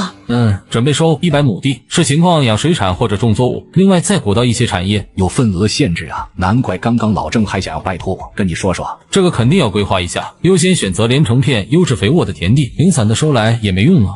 所以我没有跟他保证能行，你自己看着办吧，我不懂这些。奶牛，那里有奶牛。大黄，你别乱跑啊！大黄好奇地跑了过去，叶小凡只能在后面跟着。人群中，一个面色沧桑的迷彩服中年人牵着2头奶牛和3头奶牛幼崽。兄弟，你这奶牛怎么卖？公奶牛18000，母奶牛22000，3头小奶牛每只6000。是纯种的黑白花吗？对。一天要吃多少草料啊？60-70斤吧。这么多，算了，这带回去跟请了祖宗似的。询问的人没有几人是真的想买，都是好奇随口问问。哎呦，这不是老田吗？怎么突然卖牛了？你不厚道啊！要卖牛也不联系我，最多每只给你便宜500-600块，你要不要？秃子是本地另一个奶农，人家经营的好，已经成了规模。老田只是小打小闹养了1年多，一定程度上两人算竞争对手。只不过老田运气差，家里娃患了病，现在需要大笔的钱。秃子早就知道这一情况了，就等着老田登门求卖呢。那不行，太贵了。吆喝，那你就继续叫卖呗，我倒要看看会不会有人买你的牛。你们别看他们也是牛，但可比肉牛讲究多了。奶牛吃的多，对草料要求高，山上的野草可不行，优质的干草料少说上1000元一吨呢。他毫不犹豫地点出养奶牛的麻烦，生怕周围人头脑发热要买下他们。原来这样啊，我差点就想养只小奶牛了。算了算了，那没必要了，除了专业养殖户，谁会浪费这精力啊？周围人议论纷纷，秃子得意洋洋。这样吧，我全包圆了，1公1母加3个小奶牛，一共4万块，卖给我。秃子，你别太过分了，4万块就想全买走，你怎么不去抢？我不卖给你，多少钱都不卖。随便喽，反正住院的又不是我儿子。小奶牛4000一只，大牛就按你的价格，我全要了。你他娘的水啊！叶小凡没搭理他，走了上前，看着还行，怎么样？愿意的话，我现在就可以转账给你。可以，我家里还有2吨多的干草料，也全送给你了。臭小子，你找茬是吧？找茬？我不太明白，我也没跟你买奶牛哦。说着，随手攥住了秃子的手，稍稍用力。跟你不熟，别碰我！快放手！快放手！你看你身子骨这么弱，我就是找茬又怎么样？一只手就可以搞定你了。叶小凡松开手，笑容戏谑，周围人哄堂大笑。秃子十分难堪，然后灰溜溜地钻进人群离开了。我现在手机转账给你，不过还有一个要求，得帮忙把牛送到我村里去。好，好，好，没问题，送去你那也是应该的，真是谢谢你了。谢什么？公平买卖，正好养几只牛，以后随时可以喝鲜牛奶。一共52000元，已经转出去了，可能还要1会才到账。你现在就跟我回村吧。好嘞。傍晚4点多，桃源村到了，你把牛拴树上吧，晚点我自己赶回去。好。叶小凡计划着等会儿将牛放到北山去，不少村民都过来围观。奶牛，妈妈你快看，有奶牛，好大只啊！电视上说，好像搓它那里就会不断产奶呢。别过去，站远一点看。村民们靠近围观。老田，你怎么在这？老村长闻声过来，想看看什么这么热闹，认出了清河镇的老田。哦，老周，我把牛卖给这个小伙子了。小凡，这样啊？两人寒暄了几句。小伙子，我现在就回去，尽快把草料给你送过来。好，麻烦你了。说完，老田便匆匆离开了。小凡，你咋想起来要买奶牛啊？北山这么大，养几只奶牛正好，以后就可以喝新鲜牛奶了。晚饭过后，一辆运满草料的货车驶入桃源村，老村长恰好就在村口，带着老田前往叶家。都是草料吗？对，950元1吨的草料，品质都很好，公的一天吃70斤，随便喂，不怎么讲究。那头母奶牛喂的要仔细一些，它吃的草料我单独用红绳捆着了。老田说着喂养奶牛的方法，介绍的十分仔细，洋洋洒洒5-6分钟，生怕叶小凡没照顾好他们。小兄弟，这次谢谢你了。哎，老板，你怎么又？不，我真的很感激你，我急缺钱，你不买下他们的话，恐怕我最后只能跟那秃子妥协了。老田，你就放心吧，小凡会照顾好他们，看他养的这条狗你就知道了，喂得好着嘞。我知道，这小兄弟是好人。老田依依不舍上货车，缓慢驶离了桃源村。不久后，叶小凡牵着牛前往北山，让他们先在鸡棚里待着，准备明天在旁边另外围个牛栏。第二天一早，北山养鸡场，叶小凡和几个村民正在忙着搭建围栏和草棚。3只小奶牛跟母奶牛在草坡上散步，时不时啃食野草。大黄这家伙没事就爱去挑逗小奶牛，这会让他们老爸追得四处跑吧。小凡，以后是准备大规模养殖奶牛吗？做鲜牛奶的生意啊？清河镇好像就有配送鲜奶的服务，听说口碑还不错。算了吧，暂时没精力折腾这些。无论奶牛还是肉牛，都需要重新培育和经营渠道。乡下村子很少会有人愿意花钱订购鲜奶的。好吧，那你买奶牛只是为了自给自足吗？是的。孙山牛一脸遗憾，还想着看看能不能跟着赚点外快。第二天，简易牛棚和围栏已经修建好，王春芳往食槽丢草料，3头小奶牛突然哞哞的稚嫩叫唤，草料也不吃了，有些躁动。他们叫唤，我就知道是你来了，真神气！我喂他们，他们一点都不亲我。这么好看的视频不换个大屏幕太可惜了。要想看大黄一看到近，公奶牛就开始挣扎，试图挣脱绳子束缚。大黄隔着围栏不满地回应几声。这么激动干什么？你又出不来。去，最近怎么越来越皮了？麻烦恢复回你以前的样子，去帮忙找鸡蛋，别在这添乱。好吧。大黄不敢不听小凡的话，只能无奈地走开。他还想跟3头小牛玩呢。他们胃口还好吧？今天吃的还可以。麻烦你了，喂牛我让陈大爷或者曼姐他们做就好。不用，顺便的事情，我挺喜欢喂牛的。看他们吃东西好好玩。2天后，北山草坡已经清理完碎石杂草，现在5头大黄牛正在犁地。叶小凡购买的紫花苜蓿种子早就到货了，现在暂时存放在养鸡场的厂房里，等着犁地完就会开始撒种，大量种植苜蓿这种优质牧草。养鸡场外的草地，奶牛一家子悠哉散步。大黄从小路上探出头来，挑衅意味浓郁。公奶牛一听到声音，眼睛都要发红了，哞哞直冲向大黄要去追赶它。大黄蹲坐着，等奶牛靠近才慢悠悠向坡下跑去。一狗一牛消失在了丛林里。不一会，大黄从相反方向的草丛里钻出来，灰头土脸沾着树叶杂草，他一副奸计得逞的样子，小跑到母奶牛身边，走开走开！大黄吓退3只小奶牛，毫不客气地开始嗦牛奶。下午，叶小凡提着红色水桶上山，想挤一些牛奶回去。这小兔崽子怎么跑到这睡觉了？难怪半天不见人影。叶小凡看到趴在草地上仰着大肚子4脚朝天睡姿的大黄，呼噜声跟打雷似的，老远就能听到。不对劲！叶小凡嗅到了浓浓的奶味和这家伙嘴边毛发粘着的白子，肚子鼓鼓的，也不知道喝了多少牛奶。不会是跑去北山自己找奶牛喝奶了吧？回去再收拾你。叶小凡顿时想明白了，气不打一处来。不过看他还在睡觉，想想就没踹他，准备晚点再教训。不久后，来到牛棚，母奶牛带着小奶牛漫步在30多平方的牛栏中，但是看母奶牛下奶的地方通红通红的，还有2、3个浅浅的牙痕，不用看都知道是大黄干的好事。哎，还是改天再来取奶吧。真服了这大黄，没一天是消停的。没有质疑，江河和叶铁柱顿时点头。这段时间以来，哪怕叶小凡没说，他们都看出来他这一奇特天赋。那等会再去山上采菌菇怎么样？上次回来下山的时候看到了好多野生菌菇都没采。我没意见。小凡，你问问小白，数量是不是很多？如果太多的话，我就给大嫂他们打电话，他们要愿意就一起去。叶小凡看向小白，他2小爪子很夸张的比划着，试图表达出非常多的意思。至少10处地方吧，菌菇往往成群生长，数量应该不会少。喊大舅妈一起去采吧。早饭过后，江河他们等了1个小时，一个包裹岩石的农妇后头跟着一位花裙子的女孩走入院子。大舅妈徐红和她女儿江新月。大舅妈新月，姑妈好，表哥好，先进来坐一会吧，喝茶。江河邀请2人进屋，大黄屁颠屁颠凑了上去，咧着嘴笑，大概是猜到是主人亲戚，这不得好好讨好下，指不定晚点还能弄点好吃的。新月这丫头老早就吵着要来看看，就让她过来了。小凡，等会你带她四处玩一玩。好。叶小凡不准备上山，坐到江新月旁边，随口询问她近况。成绩出来没有？还没，要下个月才出。我爸妈说你现在生意做得很大呢，我就想过来看看。他们有些夸张了，就种些樱桃养点鸡呀。对了，最近樱桃花开了不少，等会带你去那看看风景。好的。樱桃花是樱花吗？可能沾点亲吧，属于同一个大家族的植物。闲聊了一会儿，徐红江河这边准备要出发上山了，都拿着工具，背着背篓。叶小凡带着表妹在村里逛了一圈，然后来到了北山养鸡场。江新月欣喜地眺望远处的鸡群，还有10来只大鹅。我第一次见到这么多鸡，它们看起来好悠闲啊。老母鸡1万只，小鸡4万。哦，那他们在翻找什么？江新月指了指远处在小树林翻找东西的老汉。捡鸡蛋，白天老母鸡散养在外边，只有晚上再回到养鸡场休息。大多数鸡蛋会下在鸡圈草堆里，但还有一部分可能会下在外边，所以需要他们在外边捡。这样啊，看着好好玩。与此同时，苍狼山小白在林间跳跃，不时还得回来催促一下江河他们。怎么就这么慢呢？在小白的带领下，的确发现了很多野生菌菇。大黄在前边开路，但凡周围有水母，都被他英勇的扑上去拿下，简直雷达一样的存在，绕着一行人前后奔跑。10米内所有小动物毒虫都逃之夭夭，不敢靠近。真棒，他真威猛啊，满满的安全感。不过他没被那条绿色的蛇咬到吧？看起来很毒的样子。连银环蛇都只是让他脸肿一些，不会有事的。大黄，你表现得很好，回去想吃什么都给你吃。嘿嘿，收到。时间1分1秒过去，众人收获颇丰，他们总共采了80来斤各种菌菇。小白还带他们找到了2处鸡枞菌的生长地点，只不过所处地方太险峻。下次再来吧，多准备一些绳索等工具。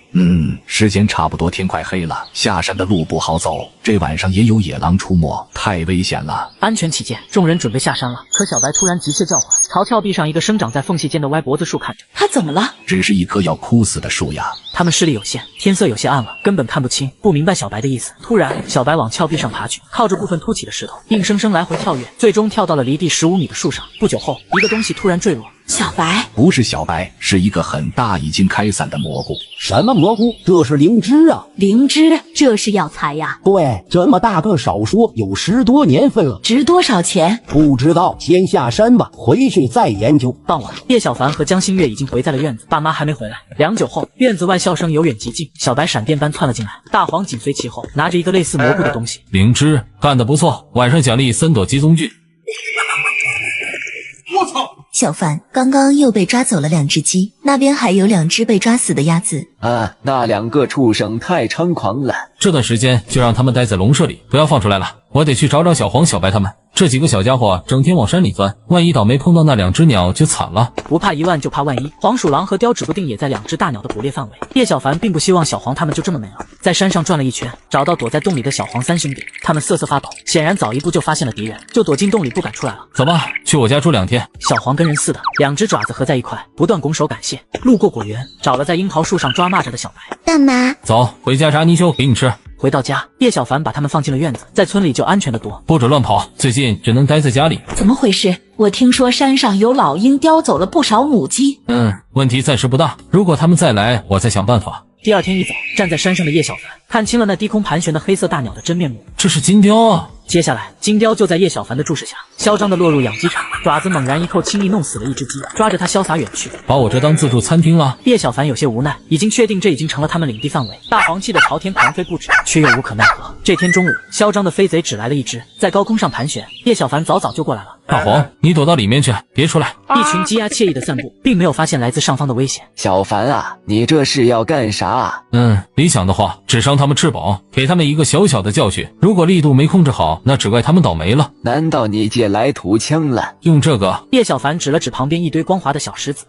什么意思？丢石头？这不可能做到的，还不如去县里找专业部门寻求帮助，或者找老于过来看看能不能弄个捕鸟的陷阱。先简单试试，不行再说。陈大爷、王春芳这些人无法相信，有人能靠丢石头就制服猛禽，他们的速度根本不是普通人能反应过来的。好了，你们先去工作吧，人太多，那大鸟不敢下来。好吧，你小心一些。陈大爷嘱咐，然后便和王春芳2人进入了厂房。叶小凡闭目养神，灵石散开，感受到那股若有若无的锐利目光。不久后，目光消失，伴随一声嘹亮清脆的啼叫，金雕以恐怖的威势俯冲而下，直指鸡群一只肥硕的老母鸡。突然，咻的一声，轻微的破空声掩藏在劲风之中。金雕没有丝毫察觉，即将抓住老母鸡的金雕突然凄厉惨掉，摔落在一侧。叶小凡松了口气，然后风一样的跑到了金雕面前，一手抓住地上的金雕。他有些发懵，左右看了看，仰着头看着叶小凡。刚刚发生什么了？叶小凡也在打量他，确认他的伤势没有大碍，最多皮外伤，大眼看小眼的。不知道雄雌，另外一只应该是他配偶吧？等会就吃掉你！大黄龇牙咧嘴，晃动着脑袋。太好了，另外一只金雕也能这样抓住吧？没想到这么轻松就抓住它了。好了，先这样吧，晚点弄点水和肉喂它，都该干嘛干嘛去，别在这围着。叶小凡不确定他的灵性够不够，但他的要求只是让他感觉害怕，以后不敢再来北山捕食就好。准备这2天先好吃好喝的供着他。下午，另一只体型小一圈的金雕在天空盘旋，不久后落在了机场的树上，望着笼子，鸣啼声悠长。笼子里的金雕仿佛在回应的啼叫起来。金雕立马发现了他，扑哧翅膀落在了笼子上，啄咬笼子试图破开。大黄听到叫声后，便立即跑了出来，鸣啼高亢激烈，发出提醒。顿时笼子上的金雕仓促扑腾飞起，大黄高高跃起，张嘴试图咬住它。逃过一劫的金雕盘旋了一圈，惊慌失措的迅速飞离。傍晚，叶小凡收到消息后便赶了过来，确认另一只金雕来过，但没有再偷袭鸡鸭，便也放心了。随手将一些碎鸡肉和水放进笼子。只要你以后不来这边，我就放你走，听懂我意思没有？叶小凡借着灵石将情绪放开，开始尝试和他沟通。可惜他的灵性比小刺猬还差一些，沟通起来比较困难。但叶小凡可以通过他的情绪小小判断一下他的顺从性，等熟悉一段时间后就可以放走他了。吃一只啊！想得美，吃白食你还想挑？经过这2天，叶小凡已经驯服了他，现在已经让人去镇上采购一些活禽肉鸡了。小凡，他叫声好奇怪啊！有什么奇怪的？跟我在电视上听到的不一样，一点威慑力都没有。哈哈，可这才是金雕的叫声啊！金雕很少会叫唤的。这样啊，不过你好厉害，才几天功夫就把金雕训得服服帖帖的。不久后，体型较大的一只金雕也来了，就立在棚顶上静静地看着不敢下来，只是不断叫唤，仿佛催促小金回去。老陈叔从镇上买来10多只那种养鸡场出栏的肉鸡，这种鸡价值不高，几块钱一斤，吃了也不心疼。叶小凡随手将2只鸡丢到了小金面前，他飞了起来，一个飞扑，轻易抓住了一只鸡，大金随后也飞了下来，一个猛禽扑食，随后2只金雕带着鸡飞入了高空。可别赖上我了！大黄满是羡慕，原地蹦跳。别蹦跶了，地都要被你踩塌了。中午，老妈正在厨房熟练地清洗鸡枞菌切成薄片，刀工流畅迅速，将鸡枞菌薄片放入碗里，依稀感觉到有3-2片掉了。在旁边的大黄以雷不及掩耳之势伸出前爪踩住一片，试图向后收缩藏起鸡枞菌。江河古怪打量着大黄，四目相对。你不会是在怀疑我吧？你这家伙想吃还能不给你吃吗？别藏了，我都看见了。江河顺手抓了一小碗切好的鸡枞菌给大黄，先吃这么多，等等就吃早饭了，去门口等着。嘿嘿，收到。就在这时，门外突然有人急匆匆喊叫：“小凡，小凡，在不在家？”说话的是负责管理北边小龙虾池塘的老何。这段时间已经逐渐将池塘樱桃园的工作雇佣村里的村民来打理。何叔，怎么了？池塘里发现一只奇怪的龙虾，好大个呢，连小李的手指都给夹断了。什么？不可能的，夹断了？池塘里不都是小龙虾吗？就算是大龙虾的钳子也没这么大威力呀。咱们池塘的小龙虾个头就摆在这，就算夹进血肉里，还有手指骨头呢。一家子都觉得不可思议，事情超出他们对小龙虾的认知。人送去医院没有？先去看看。小李现在还在池塘。说完，叶小凡便跟着老何急匆匆地赶往池塘。此时的鱼塘边上有2个青年，地上点点血迹，其中一个青年面色痛苦，捂着手，指头不断渗出血。他们旁边还有个红色水桶，已经有部分开裂，似乎有一个物体被缝隙卡住。铁牛，你先送李运财去医院。好，两人急匆匆离开。叶小凡的注意力回到了水桶里，被水桶缝隙裂片卡住的暗金色龙虾目测有30厘米了，比已经变异过的金湖小龙虾还要大4、5倍。我们今早过来捞小龙虾，可发现了在前边比较偏僻的那块池塘，不仅发现了很多漂浮着的小龙虾躯壳，打捞了一会就发现了这只怪异的小龙虾，钳子太锋利了，连这种加粗的尼龙超网都给剪断了。明知道这只小龙虾不同寻常，你们还敢去碰？李运财那家伙非要拿树枝试一试他钳子的锋利，就成那样了。叶小凡叹息摇头，江和叶大鱼也匆匆赶来。就是他吗？真可怕呀！就不知道好不好吃了。他是不是那种很贵的大龙虾？怎么会跑池子来了？还是买虾苗的时候弄错品种了？不，它是金湖小龙虾进一步变异的，它躯壳上还保留着金湖小龙虾的纹路，只是比较淡。小凡，该怎么处理它？这只不知道什么玩意可能对池塘小龙虾是威胁呀。先放公池子养着吧，以后多放饲料。它明显比同类对食物需求都高，试试鸡肉、猪肉这些，看看它吃不吃。叶小凡准备先养一段时间。回到家里的时候，天空传来动静，2只威武神俊的金雕一先一后落在了墙头上，跟鸭子似的叫个不停，这是在跟叶小凡讨要食物呢。小凡，你到底是怎么做到的？跟金雕混得这么熟？可能是这2只懒鬼发现什么事都不用做，就有个冤大头给他们投食吧，态度能不好吗？家里没有鸡，叶小凡只能去解冻一些鸡胸肉出来喂他们了。大黄十分生气，你们怎么又来了？快走开，快走开！我去，怎么这么热闹？此时的门口突然有很多陌生人成队走过，大多都穿着有救援队字样的制服，肯定又是某些人失联了。队伍的后头是老村长一些人和扛摄像机的电视台团队。小凡，你在家就太好了，这是楚江电视台的记者，现在在实时直播新闻呢。又见面了，叶总。此人是楚江电视台金牌女记者云小小。什么人在山里失联了？看着阵仗挺大的。哪次救援事件阵仗不大的？当然，这次失联的是楚江大学的15个大学生以及2个本地资深驴友，关注度比较高，救援阵容的确会大一些。小凡，现在队伍就一条搜救犬，大黄他们比搜救犬还厉害，你看能不能借给救援队啊？我也去帮忙吧。爸，你就别凑热闹了，你身体才好一些，可经不起折腾。爷爷，我正好顺路，带他们去烟岭山脉就行。好吧。大金、小金，你们也来帮忙吧，先去山里转一圈。 2只金雕歪着头，似乎在思索什么意思。几秒后，这才腾空往山里飞去，前往雁岭山脉的路上。叶小凡和电视台团队还有老村长同行，40多分钟后才到达苍狼山山脚。小凡呢？你们现在到哪了？已经到苍狼山了，爷爷你放心就好，晚点我们就可以。那2只金雕是野生的，真的能帮到忙吗？云小姐，你说笑了，金雕就算发现了也无法和人沟通嘛，所以他们基本没用。能帮上最好，帮不上也没什么。 他们本身就住在这附近。郑队长，你有失联大学生的衣服碎片吗？当然有，只是你这条狗……郑玉戛然而止，从包里拿出衣服布片。希望你的狗能帮上忙吧。尽力而为，就指望你们了。早点找到人，大家就早点收工回家，到时候给你们奖励。嘿嘿，收到，保证完成任务。说完，大黄认真的绣着布片，然后直接往布满杂草的慢坡上窜去。小白紧随其后。真的能行吗？不过，他们救援队本身就不指望靠村民找到失联的大学生，自有一套部署流程。他拍了拍手。 他们在这座山的可能性不大，但不能排除他们已经回来的可能。小魏，你带队从东侧这条路走，我和老周顺着西侧搜索。不一会，才刚到山腰，一个个就开始上气不接下气了。我们就到这停吧，素材已经采集的差不多了。那行，云小姐，你们等会员路返回吧，先回车上。有消息了，我会用卫星电话联系你们。与此同时，大黄兴冲冲地跑回来，嘴里不知叼着个什么，回到了叶小凡跟前，接过他手里的东西，是一张脏兮兮的手帕，手帕左下角有红色刺绣。楚江大学飞鹰社，蓝莹莹，你的狗发现什么了？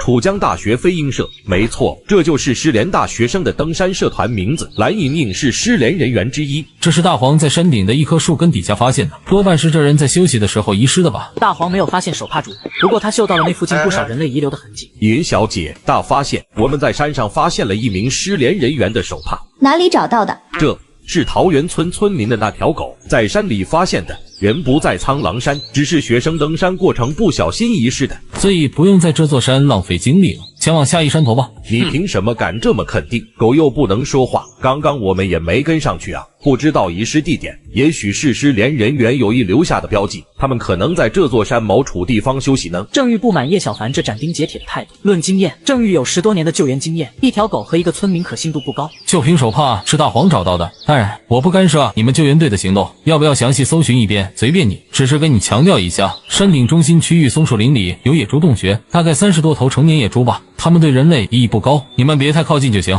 野猪洞穴。另一边，2只金雕凭借飞行优势，早已经深入雁岭山脉，它们在云雾中穿梭，随后开始低空飞行。突然，大金眼睛微动，锁定到了6公里外环绕雁岭山中名为白鹤山的山峰，最高点的香樟树，树冠有红色物体摇曳，是一杆随风而动的红旗。下方，灰头土脸的青年艰难地跳下树，底下还有一男2女，模样青涩。哭什么啊？在学校里我就跟你们讲过荒山探险的危险性，也科普过最坏的结果。现在只是2人摔伤，我们状态还行。虽然卫星电话摔坏了，好在我们向外界求救了，只要等救援队过来就好。我现在已经把红旗插在高处，如果有直升机或者无人机，肯定能发现它。说话的人正是悬挂红旗的青年，他就是楚江大学飞鹰社社长，一行17人，其中15个大学生，2个是楚江资深驴友，现在已经分散。就在这时，树上传来动静，一只金雕立在枝头，平静地看着他们，另一只更大个的正在用嘴和爪子扒拉红旗，试图把它拔下来。我靠！快走开！快走开！5、6秒后，金雕抓着红旗往天上飞去，随后消失在了视线尽头，4个人都愣在了原地。这只鹰为什么要抓走红旗啊？